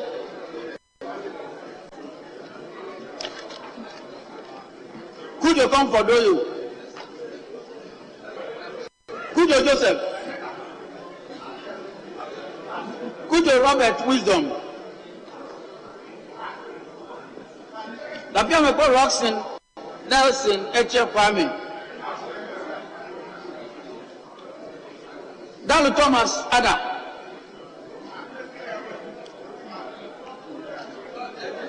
Lapila Kletu Seidu Daku Daniel Ohini Daku Mensa Kwabna Oche Dauda Collins Alhaji Daudi Abukari Ambrose Jonabu Alex Tete Donko Elvis Morris Don Kokwabna, Duka George Meku, Iyanana,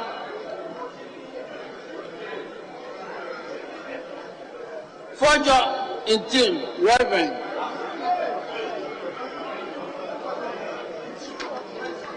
Force in Castle Atuba, Doctor. Frempong Joseph. Dr. Kwame Jujoli. George Samuel Nati.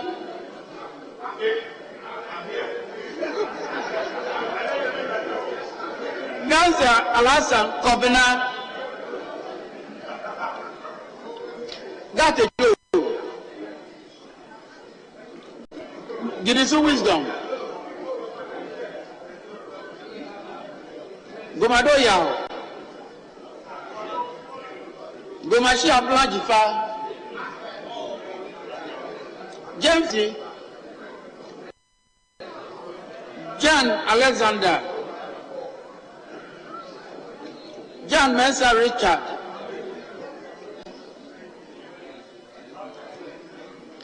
Hamon Kobinata Head. As a not ace. Haruna Seidu.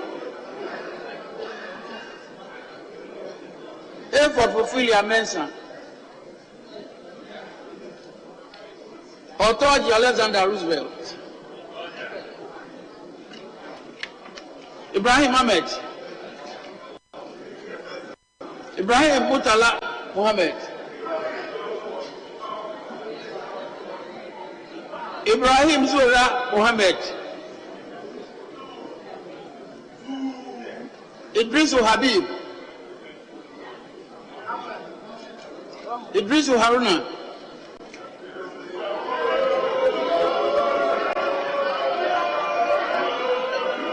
Isifu Seidu. Jabba John Bena.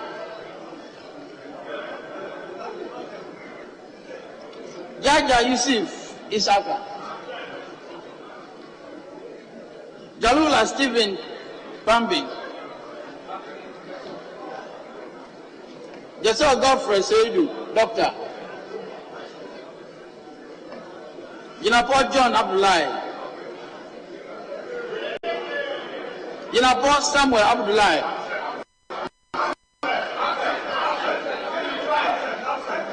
Kini Kisi Dixon Adumako Doctor.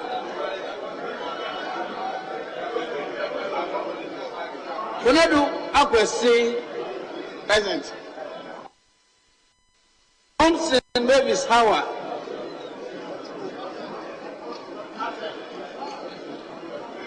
Kosa Martin Kwaku Ajay Mensa. Kodo Benjamin Komlang. Kum Ebenezer Kojo. Kuma John Mbotwa, Doctor. Kuma Joseph Kwame, Present. William Solomon.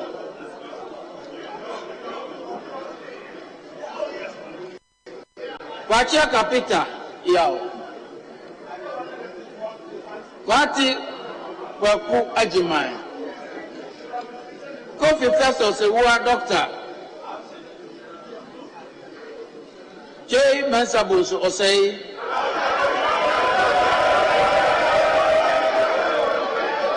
Trami Nelson. All right, so head council no muguso no but honto the na ye nyina ya hwehwe no muguso no the na gba me person in last week MP before someone tells some work out one course anye na dwuma as a speaker ma an reject budget no and then one no muye the my question is say MP before say say ka say some say work out ye be say agene citizens ana. That's the question I will see beside him.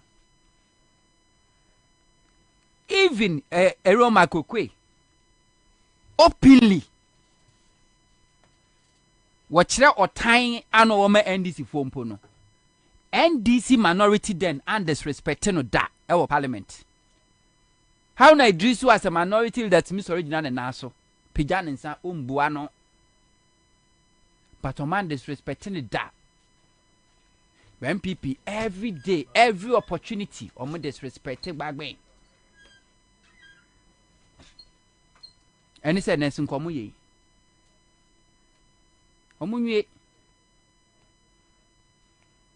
na nim say another drama ebe won fodi our parliament ho ene said the water din omo for mo ho adwen be fufuru besi because MPP ne timi kofa obi a wonye MP na nose mask ne de na kwa kuginem se Sarado Asafo ye wie ya ne a wo hye nipa no straight ne de na pie happen ye our parliament we mu mutaka ka che so mo be investigation ye hu e bia sa investigation kokosi ye always they want to have their way whether by crook hook or by crook or person have one way fashe impunity they commit crime with impunity and for bia and nobody can do anything and na de beko court enya ho na de beko akowie wa wie ho wa se ho police station wa se ho na de beko wa se ba bia until you can't do obeti untimi nya foko Silly. yeah untimi nya hwe who is bagging. That's how they think. Who is bagging? You can't stand our way. They'll push you over. No more. But one now ukutam no. And now we ya do na si for akasa wo mpene no. O mentimi twifa also. O mentimi antwa fa also. Who feel say whatever they are saying you're right and as a standing order no. O mo de na superior over you are. O metia say ma ayede oye. Tina na America no me say a day is coming will be abehu because the kind of games our mu play ho na e dey na chese o mo approve budget o ma approve we because what the speaker are playing to the galleries of MPP majority because last week no more members best 5 no mu ni ho until they were trying to buy time and e buy reporter nipa mi nipa no body but onto we are media practitioner. My question I say, what is the big deal about whether they will approve or they shouldn't approve? I mean, if they don't approve it, how do we benefit from that as a country? How do we benefit? And I say rules and regulations for fair play. And internet shemra edited to be sure. Obi ekon obi kobo boxing and as a football game ne ehye no obi ono ma ya hye no hye na ya hye ne nya ne yawo ne mo mekwa fa so de hye no officiating nana entokwa esi wo football mu nyina yes entokwa esi wo football mu nyina because say ni opponent no plays excellent football no wa hye ne ya na entokwa esi e officiating Pepe se enene ya ochina adekro no aye because emra ne nsesan ye parliament is jene mra no ensesan ye masa kasa obeka ya reho say bob akupena omo boy ya opponent no bob party ye che ye ball ye kotoko he de house for be boy ye ball bi wokumase a na de be ba de say ball ye say ye mari du na ntebiri asa beba adano otufo didi adano ye bobo dia bre ye tisi pa ye che bon ye se aso for samran cry bon ye mobio ada ya jufa wati am ye se da bi ya je penalty ye de se munye penalty ekotro ya fa am de mai ye mo ni se bon adwo ye dem I know Ashanti region is a land of possibilities I know ye no kwa ne bola references here but ye hwe dia de keka kro oba mi na da na mira ho entre pa ba ye but ebini officiating Say yama kwaku dia Ghana mrano enim kwaku nenim atani enim ama. Yeah. Emrano edi esimesi na eno ane di obenten. Enti parliament won one amusma standing orders. No, but the point is, if we don't approve it, how do we benefit as a country? Na budget ya approve it for the past 7 years. Then you enya film. And then enya film.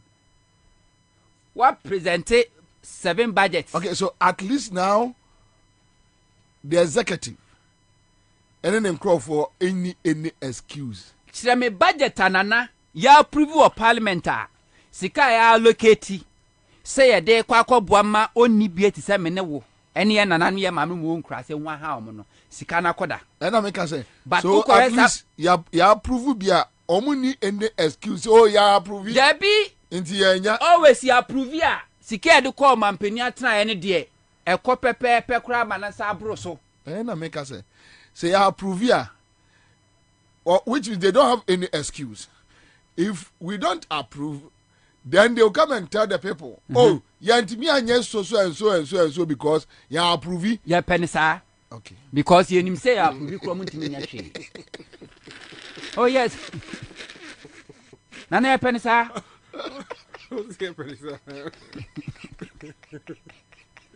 Tobut. Ya approve budget. Can Freata ko read budget. Parliament ya approve. Ena mo akwata e close to boot. Nana si ya approve you. Ya approve no close to boot. It was even before we budget. No? Yes. Yenya discussion and o approve ye. And the MPP has proven to us without the improvement of budget they can still do whatever they want to do. You can't do focal. And you don't give them the approval. Let them do whatever they want. Because we don't say kwasha asia meskani asabe wiya. Eye ye say kerofrata ya nche dan tibi bia eba cathedral. Omunya approve wiye se pa na be huske de be ko cathedral. And so don't approve it. 7 years nie any approve budget di ama obani approve supplement ni approve e dia na ode ye. Na se twamne kra me want afrimu na be ode. Baba budget na be ode. Na budget ye okọ mo pre ho kra na dia na tuamu. Enye taxes nko a. Eto nko a enegumu. Ene se so use petrol car, we use diesel car kra na eno betua ho tax. Apart from betua road world no kra na. U betua 100 Ghana cedis. Nyansa chrono. Yeah, but they just want to tax and then so you bring the electric meanwhile the electric the industry is in there. Yeah, but assembly plant. And mo approve it. But then no one from send numbers no soon. That is it. Ghanaians didn't give the NDC the numbers to say they can reject. That's because the fact of, like, budget interest budget statement and you automatically say so like as far as our prepare or budget statement was here approve it. Yes, of course it's not. And yes, I was here scrutinize it. Na mi gidi say minority or parliament last week almost say say omo beto aba omo ka say omo object no. They have reasons. Because some na kwatena se ana omo scrutinize budget statement na ba no omo set a committee members amoma kwatena se no mahwem enu mahu de tuamu enu akotie nsem oye yikai kesatu forcing echeche mo say budget we deserve budget was say Ghana for approve the ma akufa de number ya. Okay, I'll come back to you. Omo san wiangum. Okay, so Brahma Ibrahim, you know Brahma Ibrahim. Was he Allah Bomu approved? But it's not possible. NDC doesn't have the numbers. Let's be realistic. They also don't have numbers. Yes, but you see, they have more numbers than the NDC. Let's look. 138, okay, 137. Yeah. Okay. Yeah. 138, 137. And all that 138, 137. You mean yes, but as of now, they've almost whipped everybody in line. Him say, way is in Canada for treatment. It's not new. As in North. Yeah. Say he's been in Canada, I think, for more than almost 2 months. Now, almost so dear, no, I know that stretches on away. Oh no, every crowd no money never. So check from the reporter. Reporter no. On my friend say, So na no ye a minister of chieftaincy. No. So on say here amuni ni share ambulance mu be park yo. Onu ko am friend say numu or something. Yeah. One find out from report and see a board in also now so then you even if he is not there, they still have one lead advantage because they just send this in back on your in the 137 136. Yeah.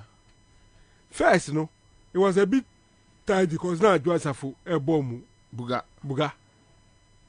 But they see also what time? Kojokum. Okay. Friend Kojokum. Inti the reality is maybe a campaign into most of the people were outside. Maybe I've been in a drink is not about approval. They have the numbers. Say Anka Ghana for 2 baby my NDC here. Then you can say that they expect the NDC to be able to stop some of these things. But in this case, no, the reality is that MPP still has one advantage. Now, baby, I'm in a dream is the speaker's because I'm even surprised there. And we are being a speaker is coming to start a point when you could start it in the morning. And as okay, you know, if you had an opportunity, you know the rules already, and they've applied the rules, and the Supreme Court to the sense that once the people enter the house and they are counted per the rules, no people are counted, you know. More is it here? Their numbers to continue the debate. That was their own rule. Mm-hmm. So that is what the speaker should have done when he had the opportunity last week. And now I reject it. So that they can come and represent it. But at this point in time, he sure say, when the they were probably calling their people or waiting for them to come. That's it. Time no musu yempene say na mo no mesna na mu nim say bi mu nio.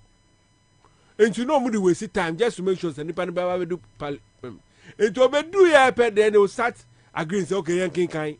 So for the MPP to agree say okay near see yempene must speak in yet because it's against the rules no. Ye peniswa. I must tell you that they know they have the numbers. It's still possible say be amu ni numbers no but mu di bugeshe Takashi say be a briefly nipa no okay. And you see there have been a case where there have been allegations of the clerks counting people who were not present as present. Yeah. Internum point speaker no kwakwakan yo.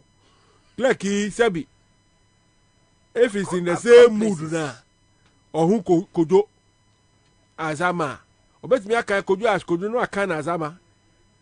So it's a bit tight when the NDC says oh yempini yeah a little bit difficult.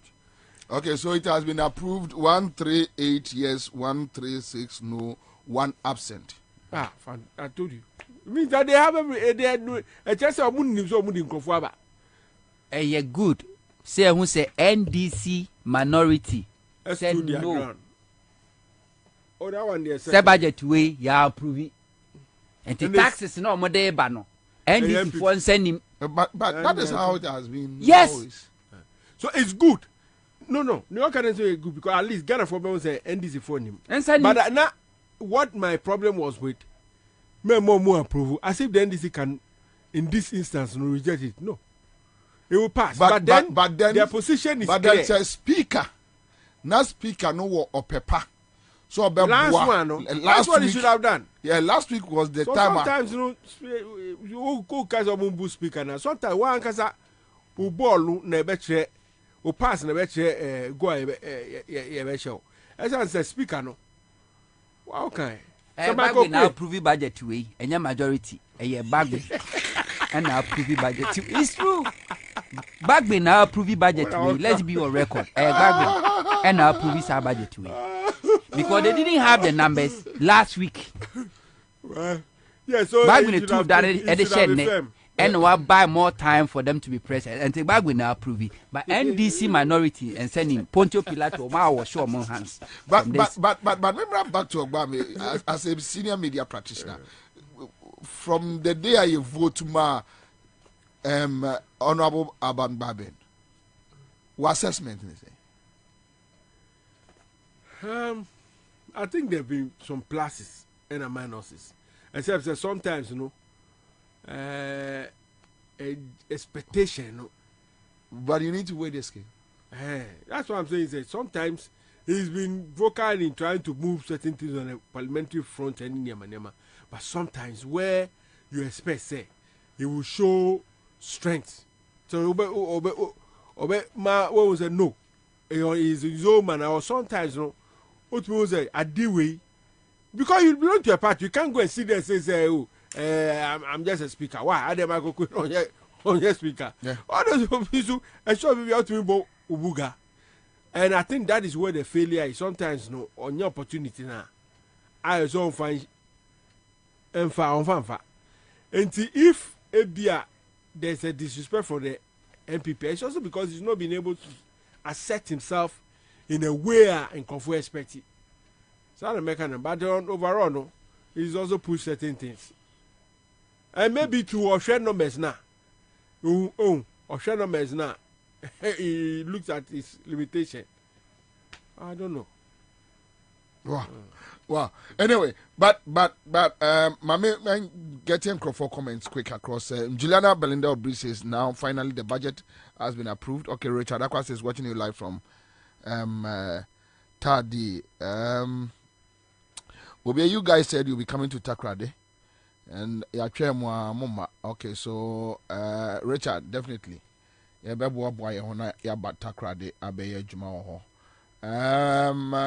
me do a note show says yes, Abambabin was in America to visit Akufo-Addo. I think these are some of the allegations, After meeting Akufo-Addo, why? They are no enemies. He's a speaker of parliament. And he's a president, they can meet anywhere, they can meet in Ghana. It doesn't mean that meeting Kramunti Ghana, America, no Samukoy, no. Say any Yankopon. Oh, but I don't want to work with it. The reason why is a massa. We speaker, now we're famous. In fact, there have been instances under Kufo where not under both Mills and Kufo. Sometimes the majority and the majority meet. They agree on certain principles. And so, but floor na abobuga. Oma pre we bill we support to. And to uba floor na yabobuga. We all agree to this. It happens. So meeting with somebody doesn't mean say what our dream. You understand me? If you are meant to be strong-willed, you'll be strong-willed. No, but if indeed it's true, say yes, omu meeting and yeshe. But any actions aftermath the meeting. Yeah, so blame the person for his actions. It's not because if it's not accepted. But the meeting could have probably influenced the actions. Then it means you are a weak person. This is a Akufo-Addo. This is a Akufo-Addo with me starve parliament of fans. SIKAPA was a release in the parliament. No more dear Jumano. Because say more near the open to the Akufo-Addo make me starve parliament. Now back now move free Nyama on credit.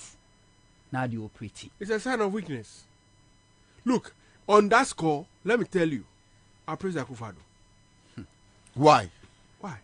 He's playing his best strength. If you chose to be weak, you are weak. Leadership sometimes deserve leaders who are strong too. I thought there'd be a diplomacy matters, and you must have a balanced leader. Maybe you thought would be about Buga. And that's why we're about Buga too much or something. But if you make yourself weak, everybody will take advantage of you. So if parliamentarians choose, now executive about Mubuga, they've heard onto your budget, and then they come. When they come and talk sweet talk to you, then you pass. And you want me to be blaming the executive all the time?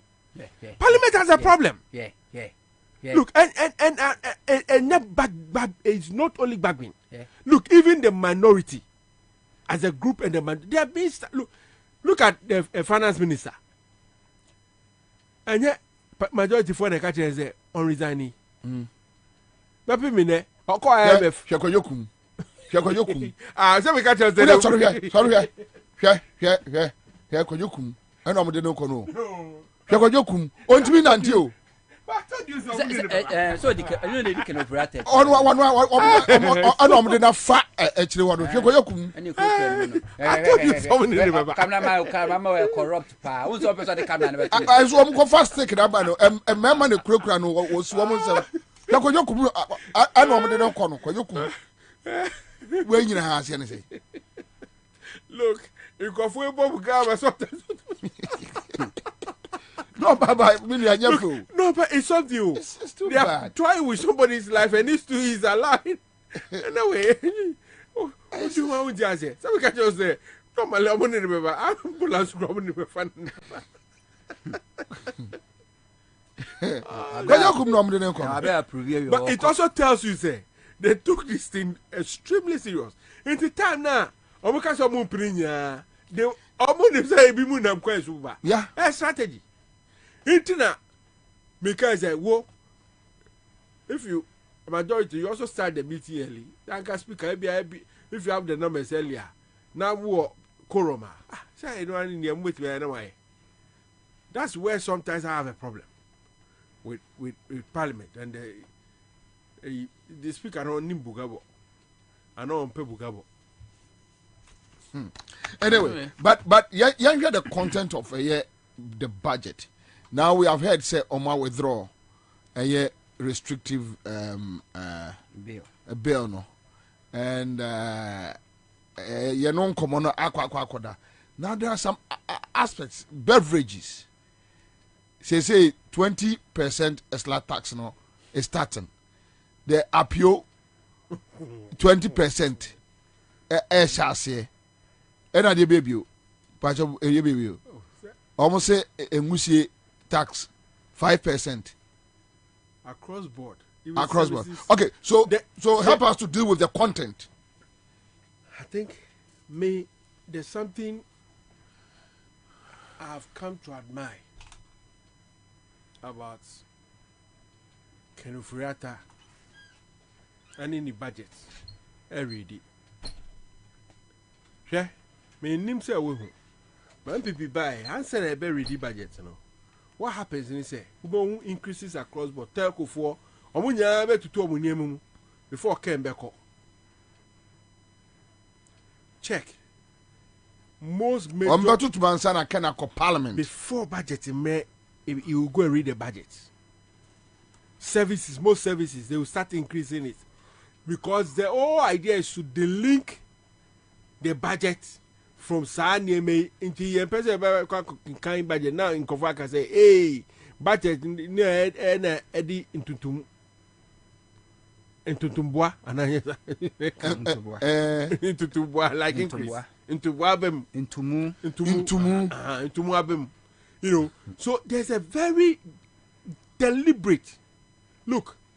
I believe that they often engage those stakeholders behind the ground, background, and tell them, say, Charlie, proceed. Munkotum. That way, it takes the blame also of government. Can I say, for example, MTN increased their data rate just, I think, a week or so before. Yes. AE. Yes.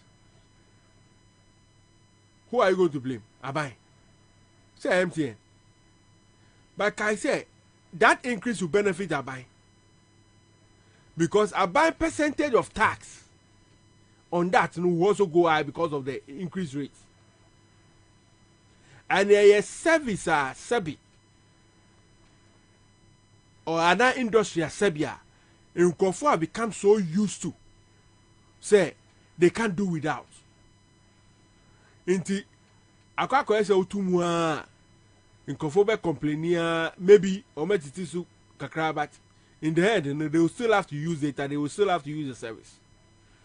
So government projections on ABENA revenue in terms of taxes, revenue from MTN telcos, no, it will be it's a clever way of hiding it. Yeah. But it will increase. And I'm saying, would you share go through Ken's track record as a finance minister? That's been the practice. In the idea or no almost one It's just a matter of engaging in the background. That slows move. You project no more baby proceed and do it. It's engagement, diplomacy, and I think that one also now because a smooth operator, share white no, yeah, or what he says it is no. Or the kodo. Oh yeah, so it's for me. I'm not shocked about Neme Ekokokosu. As for budget details, need there, Maza. What will happen? What happen? What will happen? It will happen. We are used to it. They will increase it. They say akpetechi kromu debate so. Akpetechi 20%. Akpetechi ba. Me sure say we crampo. The guys and come to so. No, but akpetechi now more to know. What is it? It will reflect on the consumer. But no, omo minim di abe After Romu is a projection once it's approved. No, but what do they want to achieve? Revenue.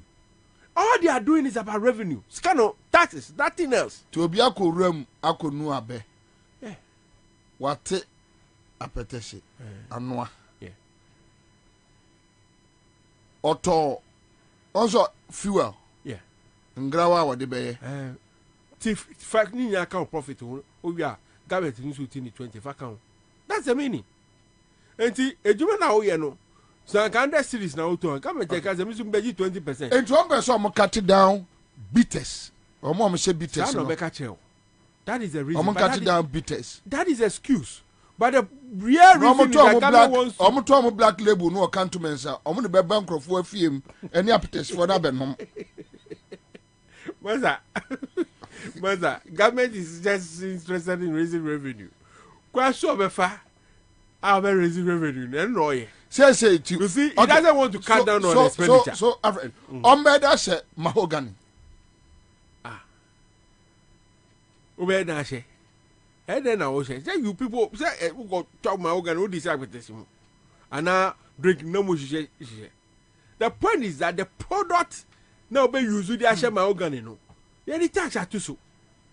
Na prakese any ginger. If the tax, for example, transport is affected, prakese ni obekwa kofano, it will affect the transport. Once transport is affected, prakese ginger ebekoso because the will pass on to the market. Sapeteshi and I say whatever and say would be gumnu cost ra. Ebe reflect it. Into be as a one thought. My name says I thought to the way I turn. Me away. The way I can say we you Mami Farisa. Me said I My friend is Nyawe. The point is, Omututu near anymore. Say a market. Wow, market now with Tony man. You can't do a unim say. And I can say, yeah. Omu GMJ Saba na bakuna na popular pa muzi someone. It's a clean or something. Clean. Okay. Clean. Any name my. What them said they used to be 3.5 kilo per bag, and now you're 2.5 for price IAE because Omua first Omu you 5 free so, but they were selling it at the same price. So Omu say they say 2.5 because and 25 kg rice no. They say 24. Do na 24. I'm say listen say clean soft. Clean soft. And bakukura also you clean. Yeah. All those bags used to be 3.5 kilo, and then most of them are 2.5. Price also change 30. It's a way of making sure so they will survive. Because Sebi taxes need cost now go high. And the also to mean the human no wakaze human egu. Into or reduce the weight now. Otona. No I say increase the price to make up for the law. That is what will happen. And simple economics. Minister ni dia ni ehia ni ani say. Ehia no ani say. Afino the projections car no pay or taxes mo we nya and I catch na and say sebi ti the expenditure in governance it so sika mo say onyema bebrebe e wunya te so omo flash government machinery sebi mu twetwe bebrebe ye hu adwuma mu ye ebi mu kwa wo ha sebi omo adwuma mu ya ni say Facebook yeah obe ya nkofo Facebook ntu oye adwuma ni din just need tego so bebrebe enu anu adwuma mu ye ba mu dia kete reduce those things. Even if you're not going to create unemployment by not reducing those things, reduce the cost overheads in some way. They won't do it. But they want to be able to generate the same resources or more. So that Akako say they are meeting their target. And the taxes in there and one of the better. Because it's made it quite clear, say, no other means will do. As for Niamuso Mudiako, Omodia withdraw idea. Look, it was just a strategic means of controlling the market. And yes, Sabita Frache, to say, you my dear, import to importua. See, an idea was what you are talking. And then I can say, I need now modify an issue, Edia create monopoly for Sebi to groom a certain industry. Because what would have happened is I next year. Now, who call ONDs in no MPP? I don't need no more. Yeah, we are. Or more, the committee ni minister and basis will be millionaires. Call him. How this country works. The corruption, the moment you create a bureaucracy, in Kofu, they won't even have the time to go through everything. They don't say, oh, dear, oh, by any say. And I don't need to say it this week. Na papa bi, or say no yeah food be way. Or call as you go to your 20,000 year. Can you imagine? Okay, and I want to come home. What kind of British government reps are there? Yeah. That white guy. Yeah, and he's not the only person. And then we've had it be repeated. So how are you going to create a monopoly of a minister? At this idea, what you import in the country with millions, if not thousands, of importers. Look, yet me importer be on the container baku or the bar. Obi also they are major importers. So all these people were going to go through the ministry and the minister. And all this is not meaning say violates international rules and regulations. Be a journey. For example, on Nema Obet. Attacks they knew. And two people say a DNT na do more nim and so now we on person here. So far as I'm concerned, it was just a revenue mobilization to create an industry. Within 1 year, no, the experts or the Omombe holding the industry, no, they would have decided and packaged them out. Until Uber revoke say they would have been strong. Because they are in control of those sectors of the economy. That was what they wanted to do. Nothing else. Already, why your system? Exactly. Into a more system. Look, Emo, any city, you were about 5 or 6 companies that control. Pe really? Maza, Emona whether a friend Kojo, Lele, Yayo, whatever. Or more or to me, I say company are producing different products with different names to compete. It comes mostly through the same importers. That was all they wanted to create. And to me, sometimes if you have me see, look, the MPP shows that they are a party that focus on making their members, few of their members very rich and nothing else. It's not about OT say you can't be social policy beer and your money film. It's influenced more by where you see be card beer. No card no. They've created a margins in their money. And it's a public good. but there's a serious private benefit. That is what is happening. What's that? Dr. Lawrence, friends of JDM. Yeah. Asusu 80 Enochre. Susu UK. But the content of Anna. Budget way. This is the government. Omo promising Adeba Kwidi say we are going to move the economy from taxation to production. Yeah. There's no single budget I could forward by since 7 years ni. Omako Ridia. Ye introduce new taxes and I said the existing ones, Yen to me. One, ye can say customs and excise duty on sachet water, bottled water, malt drink, beer, wine, spirit, cigars, plastic product, textiles, a year juma. And the bronya ya ye remwa. Say 20%. Yes. Bronya ya ye remwa. And ne date you're saying and 7th. Okay, so let's do this. Yamfan says bottled water. Mm-hmm. Memeto Belaquano 25 cities. Mm-hmm. Right? Okay, what the Yamfan say 25 cities.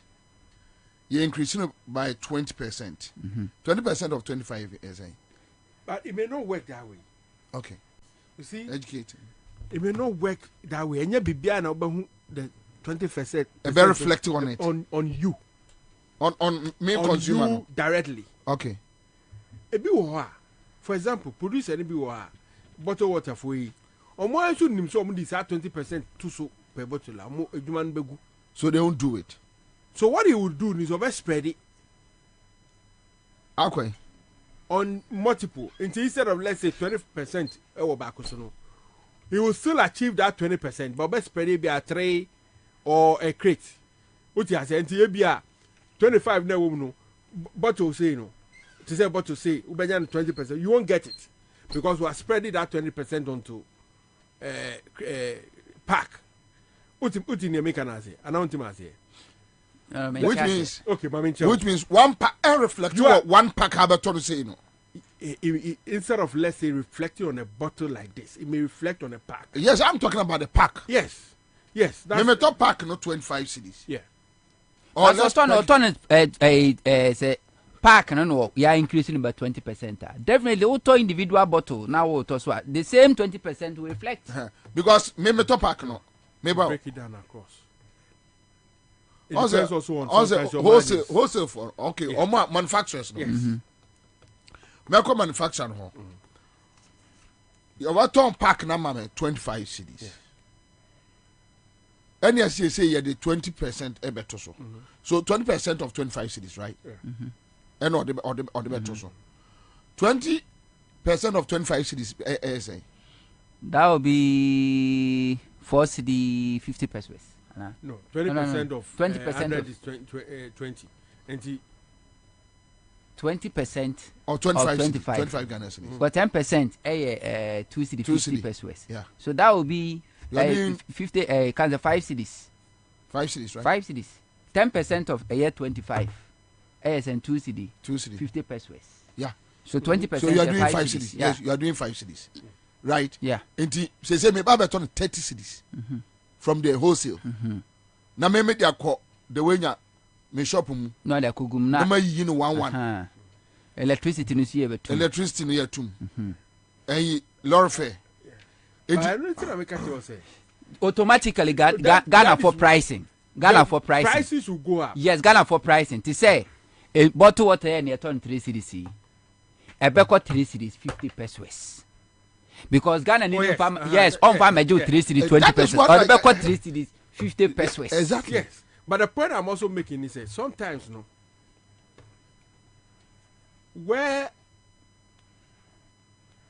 product no crack say you better to yes, that one so don't work with the the kwaka ni say and you na yet 3 cities na me no manage one say come share the margins na be ba margins no very simple nana Ghana enim say sade 1 cedi ni atumu a ekọ 1 cedi 50 and they natural and they say 5 cedis are atumu a from 5 cedis ekọ 6 cedis sorry pacho check edin bi Kwete Emmanuel Tete block ne mame say I joy daddy bites 3 cedis so I sure say ekọ 6 cedis 1 tot block no ko onia so offer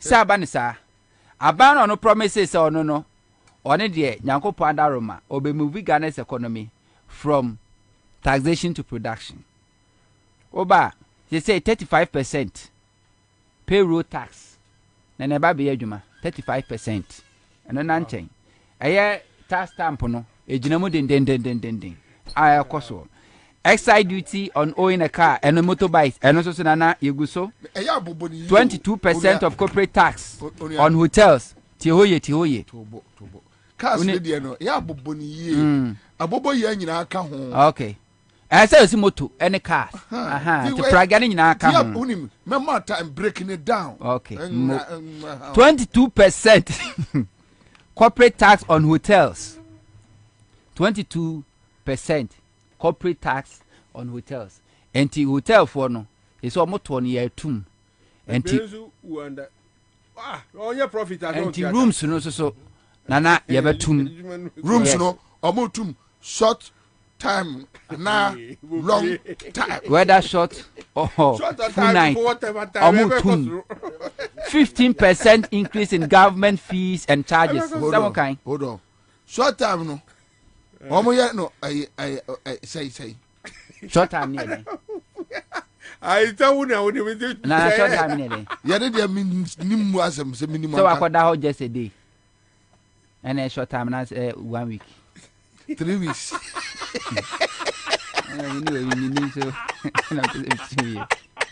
and every 3 weeks I can't even say gra no 1.75 tax on the remittance wagafo and ne say see atief we mutie so bi bufu sesi a no fa no phone say me twasa mo to $100 this year yet omote say omo eno ne boga charges ne say 1.75 omo friends say boga charges the boga charges say sika ifra bo chireba remittance yeah in the remittance ne so omo 1.75% near till tax in the advance say I said your budget more gain din not jet so me send $300 amabo bi say and now on send me here so metia no once it's been approved today some will jet Morgan men send o send your mobile to the men you open it out MTN say oh say okay telcos now some of them have already factored tax into the cost better o cost roba from you better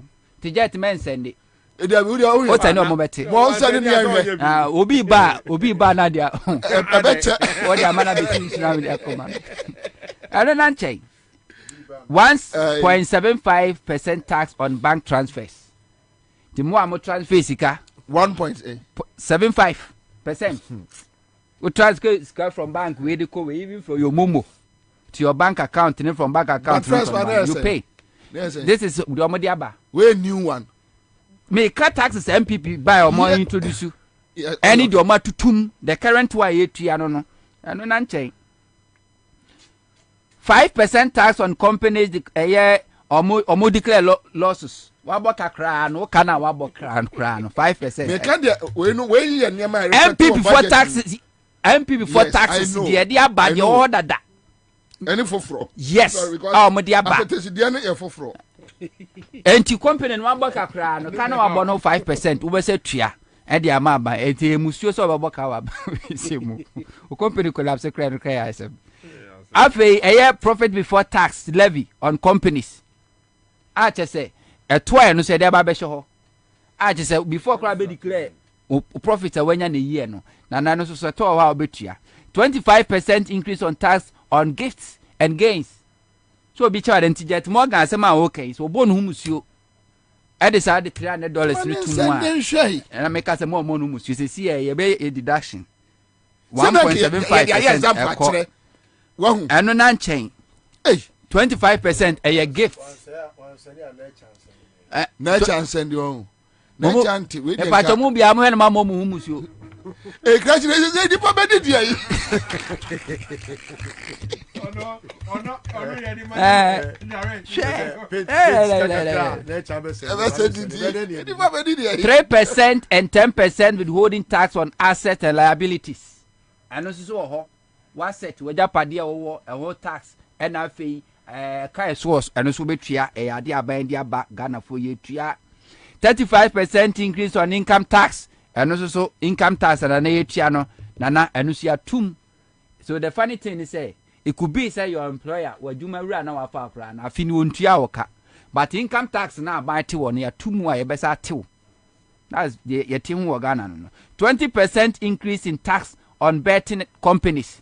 20% to any betting companies na dia aban na ete no 20% wo wia na wafa kwadwo ya boa mo onya ye cash out a 10% ni asatiw me mpawi atoko bia what ni asatiw and they say a company ni asatiw wa we ne betting no na o se atew de waka ho what o my di 36% increase in a unified petroleum price fund and also so 35% yes unified petroleum ya ka ho nsemi wo kofa petroleum product nko a taxes eguso no nana se o liter 1 cedi 40 pesos in ka se yi taxes ni nyina afi so a ye be liter be ye 6 to 7 Ghana cedis but ni nyina eguso still ye da so de ka to enya de a eye adwuma 40% increase in price stabilization and recovery levy and also so eda ho ye tua ho to pepepe boss margin omutumu by 200%.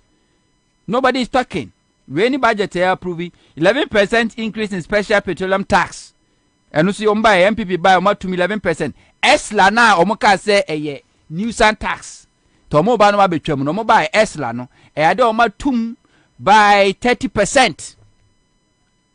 Ade na was by this time according to Mahama'S bank ye je tuanka jiji kan nyina wie no ya tum 30% and no kra nansa ye said akwa kusi awowa age bosia ya de collateral akwaje bosia 50% increase in core tax omode ba obekan ya Ghana fo ye dede no mso omahwian so e de afi honum luxury tax enso ye tax omode ba ye abola cars nyina ebe ye luxury Ghana fo ye hu deda mso mayi 2.5% increase in VAT and so mutumu ye ka say 18 pesos bia auto ye LPG gas no to bia no a kilo bia no 18 pesos ni yeje wo 10 pesos yeje eye bola levy on a liter on petrol uto a liter petrol na diesel bia 10 pesos eye bola tax yeje de ko 20 pesos on every liter in petrol and so yeje ni nyina eko aban ho 1% e levy e sha say na 1.5 and na Ghana for we dey almost say ade na emphasis on almost so dey about 1% and so omoche wo dey no to nchen a 5% financial sector cleanup recovery levy. And so we say do agongo ya guni bank ya sa so onsentua to na bank na aban na gunu no aban so abokanti ne sa tua to na mensamfa entemika se magu bank mamenti we quick Ora Joseph Obenya ye guta president Uncle Joe boss akwaba ja will be Uncle Joe say omanya approve ade no Oma approve there. Budget Oma approve. Guta minimum some raise so many issues. A young mobile boss ever ho. Eto say. No, regarding the budget, the high empire, VAT, now it need to be restructured because VAT is that yes, our structure no, and ama the bian went to entry. So better and now come for call demonstration now but so for say for more call demonstration because the structure of the VAT is not helping compliance. And because VAT to a consumption tax. It will be our to be our Kumase market doom any Kajetia Obakra Okanshi Opera Square Cantamantonia will be adding the bottom scan the cotio. Will be adding the Dinisika Kotia because consumers are not prepared to pay the VAT because of the structure. Because a 12 back on your 22%, that's the flat the standard rate. Almost the year cumulates to 22%, and one more mutia flat rate of 4%, and one more by virtue of threshold of 200,000. One more the woman tia 20 bikra ni now so legal, and yet now you want the same space of trading. It is consumer also option to buy from any of them. It is they go to the person who doesn't charge the VAT as against those who are charging. And so what system is this? A uniform. Now it will ensure good compliance. Now at the fairness every now. And here no there ya travel petition, ya travel ya the stakeholder input to court. Ya the SCA biano to say Oma and restructure a trona Oma yenede and Ukraine. You can say a year down here, but there are other things that you can't get now, so we reduce taxes. And no one can own the cost of doing business. What high in Nano or more amphibia yetuma. But not be here and can see a pano and then can you VAT no. I know so no or amphibia yetuma. You because only to us so na ZBC aqua a baby to us about Ukraine fa a hojo. Any ahogono emra GA reform so almost over invigilation everywhere so because the Toronto is saying ya utmi emfa officers metrami so certain na atemi po many to na bra consumer no any ready so between and they should be ready for that. Now overjo okay so we know about a year VAT nyamiadum adeba kwana mu tia the restrictive bill na nka omode beto sichire amo any ade na afide but nyamiadum you know oma withdraw yes so ma withdraw because now dia ekobia no ebe ma ho kwan say we me kwa akokra niam me nko salad na me nko gina wo bi anim no hu me mobo no ma me permit and san makra in this age and time of trade liberalization it's a cake policy. Now, I didn't also before flower. And they say America say when we say poultry products in no, or no so more was our restriction. And so it didn't yield any the needed results because from 2013, there's our import restriction. Was you sector no. By this time, expect me show up local productivity of poultry. Is that the case now? We still have a shortfall of demand of over 90%. What are we doing to ourselves? So it was not the panacea. There's no any solution. So, you local production na na ya turn no buy no ha. It is free be import substitution. It is import substitution until now the restriction number. It is the one part say 1% you be cry near money bill. The share from within near meto near mano. You share from within, so I want my data be as I say, see a Jania Manaka nearby a city in the Biatoa. As it say, you produce 1 gram of sugar. Now, that's all the restriction, but near Kotoya. Now, we are what we are doing is empty. Oh, you've put the restriction ahead of the objectives. That's a yarn, there's a woman go for Abre, say, you be yes, say what they put in here, this will see a bit me, I ensure, and I am hands on local productivity. Now you're not by now, you can say, now I am attractive, I am cost effective because we have to take to be free. So I'm also to me produce a tongue. One for Sanji say, no, am I? Now, what cause of the restriction? That's you are just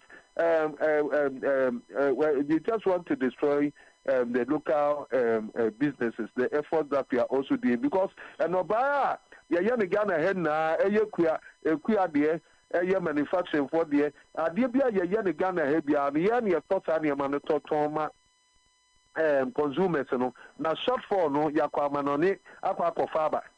Play there positive. More beyond that will be as importers ye diabo yaniama economy no. Yeah, mom ye economy no. So the man ye crazy and crama and come for better mopega. Prices are and amount for better to near memoir because we enjoy monopoly. The young crowd into no to our factory bakubia. Woke up top house budget chit. Yeah. What kind of those days near the chit in the Tony? Yeah. What would my dear ya do more a champ on time no mukase for to be golf. What kind of golf na no mukojin. Sometimes na your permit. na nneɛma bebree hɔ ma yɛ kɔgye tit wokɔpa adeɛ bi cement atɔ wokɔpa adeɛ atɔ GNTC no nkeka ho a ne yɛfrɛ bi chit system endi over enka we no ka omo be bo chaskele ni bio mebua omo be dwam eti wo bon say wo ye connected no wo manya na wo to ade na wo dum say even name plan wo bi timi kwaje contract no no abeton won nye businessman na won nye contractor so timi nya contract enka sa na enka beba ka sa na beba eti ade na ye to ade ye in the free dispensation under a liberal economy na me ya kosalai ni akwaje ebi ko abeso bosomi miensa kwa na obi discretion keke no amfa na discretion ma wo permit ni bi that's ya juba na abegu no etu obe dia emma so ne say me ya for say ya attain self sufficiency ya ni ya nsa aso ya ti adware na ya say ya beba ndi ade na e do mo bande kra ya person say wo be ka say yen kosala ankoje permit e ne ye for Nigeria for ni yesu a ma ya de reference no Nigeria answer na Nigeria ka so be ban rice no importation no na wo man attain self sufficiency of about 85%. It's not ka kuma bi person ma du ho and wo mu hold the bull by the horn and wo mu close wo mu borders na and wo mu timi attain here. It was sorry now what the Nigeria yes na Nigeria a person we be no close here. Also you can be a data of what you are able to attain so far. You don't have the data. That's why idea we are need na so bia. Over enkomo we me said about office na yedi nkomo we yi. Bo bia bra bo ba o kwa besa mi atebra. Mate offer. Ye ni nkomo wa. Mate offer. Meba. Me da say. Enti for no bia fana komanto ne yam nyade a yebema sa menu asa ba bio se yakwaje permit ene onkeka ho now will be ya creating monopoly ya ma company ba ku bia won workers ba 50 yeah they are saying yeah force you want the apparel and clothing account just imagine force na ya di bana amanfo to ho pinu when we say force materials no mo de ba no several as raw materials ma tailors bebre editing stresses bebre ni fashion designers won go to materials ni bebre no ma be pimpa bi okra na dey full piece of clothes it is positive and aside with the whole West African hub no Ghana is the biggest used clothing hub. Anything Cote d'Ivoire for the foreign exchange, Nigeria for the foreign exchange, Togo, and Benin, Ghana, and a hub. It is a whole year we now your economies are your family be opportunity cost. What the near man tools and any third way I'm better to say is can do a day back. Employment plan a generate. As against will be what you will be cast be a person a garment factory, nipa employ nipa bear 100 and I would be two nipa bear 1 million and what you that's economics now you see and it's any idea. Okay. Over Medasi Bebre, Sony Akasa. Right. All right, so that's it live on Accra 100.5. Atubani says, Mr. Ogbame, good day. All right, and let the BIA send me a message or say, Opa Mecho enka Alfred Ogbame beti me aba every day. Alfred Ogbame ye di 2 years bia na twene ba ha wan. Emeka mani bufu besrew. Aha, Udima. Deep Thinker says God save Ghana from this group of evil people in government.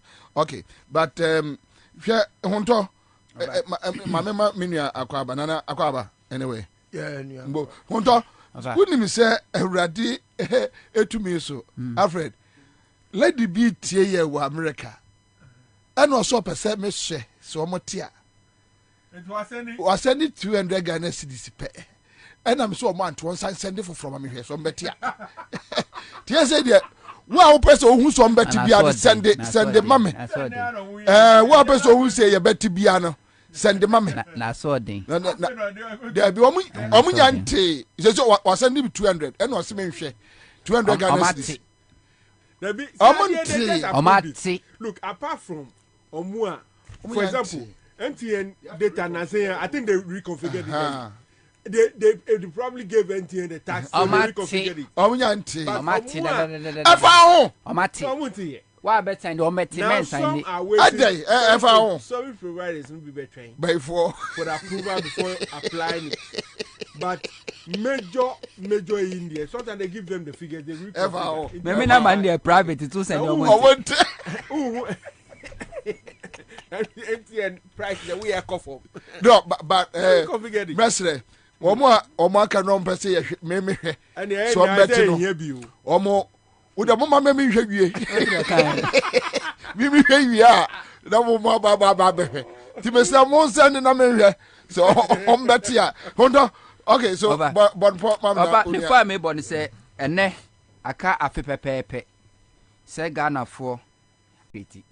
Omoko kae no omo ye de stamp bebo ho na stamp no ya fill in first time in the history omunim de omeyinti no omo twen ya ma be ka 3 days to the voting day and omo de eye pink sheet no e de buy ni nyina ya attempt a omo de reggae election first time in the history of Ghana see ekoto abanana na ink a ye nyina de ensa kobomu no ink ahudo mienu na de buy ink 2 separate inks and omo de buy ya ye de to about 20 one look black. Yes. Ukwa Ashanti regional from Anopa, Ecosi 12 different ink. Even 3 because Began the so okay videos now. Ebe PM. Yes. And staff yes, and J Mensa. And Nanche. First time in the history of Ghana, see a declare presidential results near declared 6 times. I ever seen a say ye name results wa ye declare. First time in the history of Ghana, say ye declare presidential results. Na ye pre-recorded. Ye declare results around 9 p.m. Na ye check good afternoon in this country. Anan Central for Obia N1. First time in the history. First time in the history of Ghana. Electoral Commission catches obey coalition. And Accra International Conference Center. Emma Ghana for na kwatena honum. And so Bia he anko so ho. First time in the history of Ghana. Aye to abawie ya yabobo results where we near the asoja for ya mop up exercise. Calculation center to calculation center overturning results. Ni nyina happen under J Mensa. Ni nyina etri no ebrede nko gina Supreme Court 2021. So nkonkombo akonta no Supreme Court just ni niebo anene dom said that ye ma mu akonta. Abato won sunsan so e kan Ghana for say aka nafua Hassan Diosianum 365 days. Akwanya besa abeba ni akwa akoto aba. Nemom sa taxi say ye dia abai no. Yanka hunu say ya abato nsunsan so ye dia aba ye pe oyempe ye betua so long as bagmen are approve sa budget we no upe umpe you pay until we continue to suffer. Nemom akwanya beba ye December 7 2024 eho ena Ghana for be kire say the Supreme Court ye no the Mensa ye no the asrafo ko ye no the Kufuado ne ba omi aban di afamu for the past 8 years no si abodwo so anase e monyu so no afese ne ena Ghana for be kire yadwen ho openi bia send message from Germany yeah na me busani di no boy okay o say me fanchi akese nkoma abobie na o so ne ya adwen pa say budget ne de gbagben ya na pass bagben ne pass budget we gbagben approve budget from Germany. Oh, okay. So special greetings from Kwamina Sambaini, Angel TV to Alfred Honto, and wasi ni tituni Anumi. Anumi, whether over just 4 minutes been your time now. Just Kwamina say minuanum gutafo say afede ani braba. Ayana mpenifo bu baby says 20 ni onwam etikopo. Oh, they are very lucky. Say enye omo ne to omo ani oma. They are just like liaison between yana ye consume no ene omo kofa ni oma ni free omo ho as importers ebetoma yen. Say enye se sa rule no ena young consumers no ke direct access to a year enka you be support to buying against Guta. This is a Guta that has been very recalcitrant. In fact, at some point there raise red flags. So almost say enko fu idadamo. Meanwhile, Guta no people for largely at some point who can Guta say mo na ko ebibi. On say neno omwa kofa jata be fia ma jata be chi omawe afi omani abre penifo se ye de yaw na anya wo ya ye nya wo faye so entie ni onwa mati kopo aboa no onyawo na wonka wo a won fe ne senkyerɛ wo media me minim sɛ wei ɛyɛ kɔdadi ɛkɔ akɔtɛ baabi no mo hwaa na edu baabi a no mo dia benum. Look, it is in their plan. Okay, Japan a Japadie document na for repenting fee akronfo fie Japadie book no. Eye omani da so any omani so adi hunu say e was say omo capture all the facets of the economy in this country. Like the Japanese have done. A family in Japan owns the entire Japan. This is a lecturer from Accra Technical. What I said. So it is incumbent on all of us as a people to unite and fight a cabal. In fact, a year poised to destroy everybody and everything in this country. And ultimately, Emma Omo and Yomadi say, oh, Yakasa ma abaya chia kote. Na se aboa no onyawo na wonka wo a on fe ne sen kokko abaifo sen akufo ado abaifo sen no onyawo oni baomia kra de nam kra che akufo ado se akufo ado de na pantan hwinhwan baomia ombe mo die mia te se kamia dokono enti no mesra mo munamu yi ya mo hu se akufo ado nya mo anka obekumu yi mo fantu mo hofo me no na me importer but they say they me free mu because I have been made to struggle until no mesremo ya mu hu hia yen because someone or say how do you place restriction on import if you have not made provision for import substitution? And that's the question that the doctor is asking. Until no best a year by now na me mato abawie na me jam pooling station. But it's another result in PAP. Maybe the police station is within the most elite community in Ghana. Tomorrow by this time. Yes. So a year by this time. Now John Mahama is being elected. A year by now, a democratic coup d'etat is underway. Now the Guswa, John Mahama is being elected. Enche krana ye ba be president elect ene eye ada Ghana fo nyina kan hu say in a democracy no you forgot to mention that Akufo-Addo killed 8 to become president. 10 2020 election no it was a democratic dispensation mu Rollins nipa okuma mu nyina was in a military ye friend is an era. It is obusa wo ho a now share the civilization your friend is saying this course is within this ayina I was saying you who say democracy no Akufo-Addo or the Tonchain in an election at the dictator. Thank you. Any tyranny a play any role to become president. Mesre yeah kwa about 2024 enye yensa ne yana keke obia wo ho kwan se obebo ne ho ban obia wo ho kwan se ontra ho ma wo bi emekunu mabusuafo nko ye yie posi ni ona soja ni na ono ba no ono so nabusuafo ye yie a ebeboa ama next time obi abesu anya sentime sremo next election obi should go there prepared. Thank you. Go to the mesa, sorry. Okay. Greenfield Scientific Bar Clinic. You don't must fix my right company limited. Now my catcher say fix my right for enche be quiz amawomo post near drew yenwani imbu seba mister quick credit ye domase top chocophone wango energy drink yen ne ma hoden pa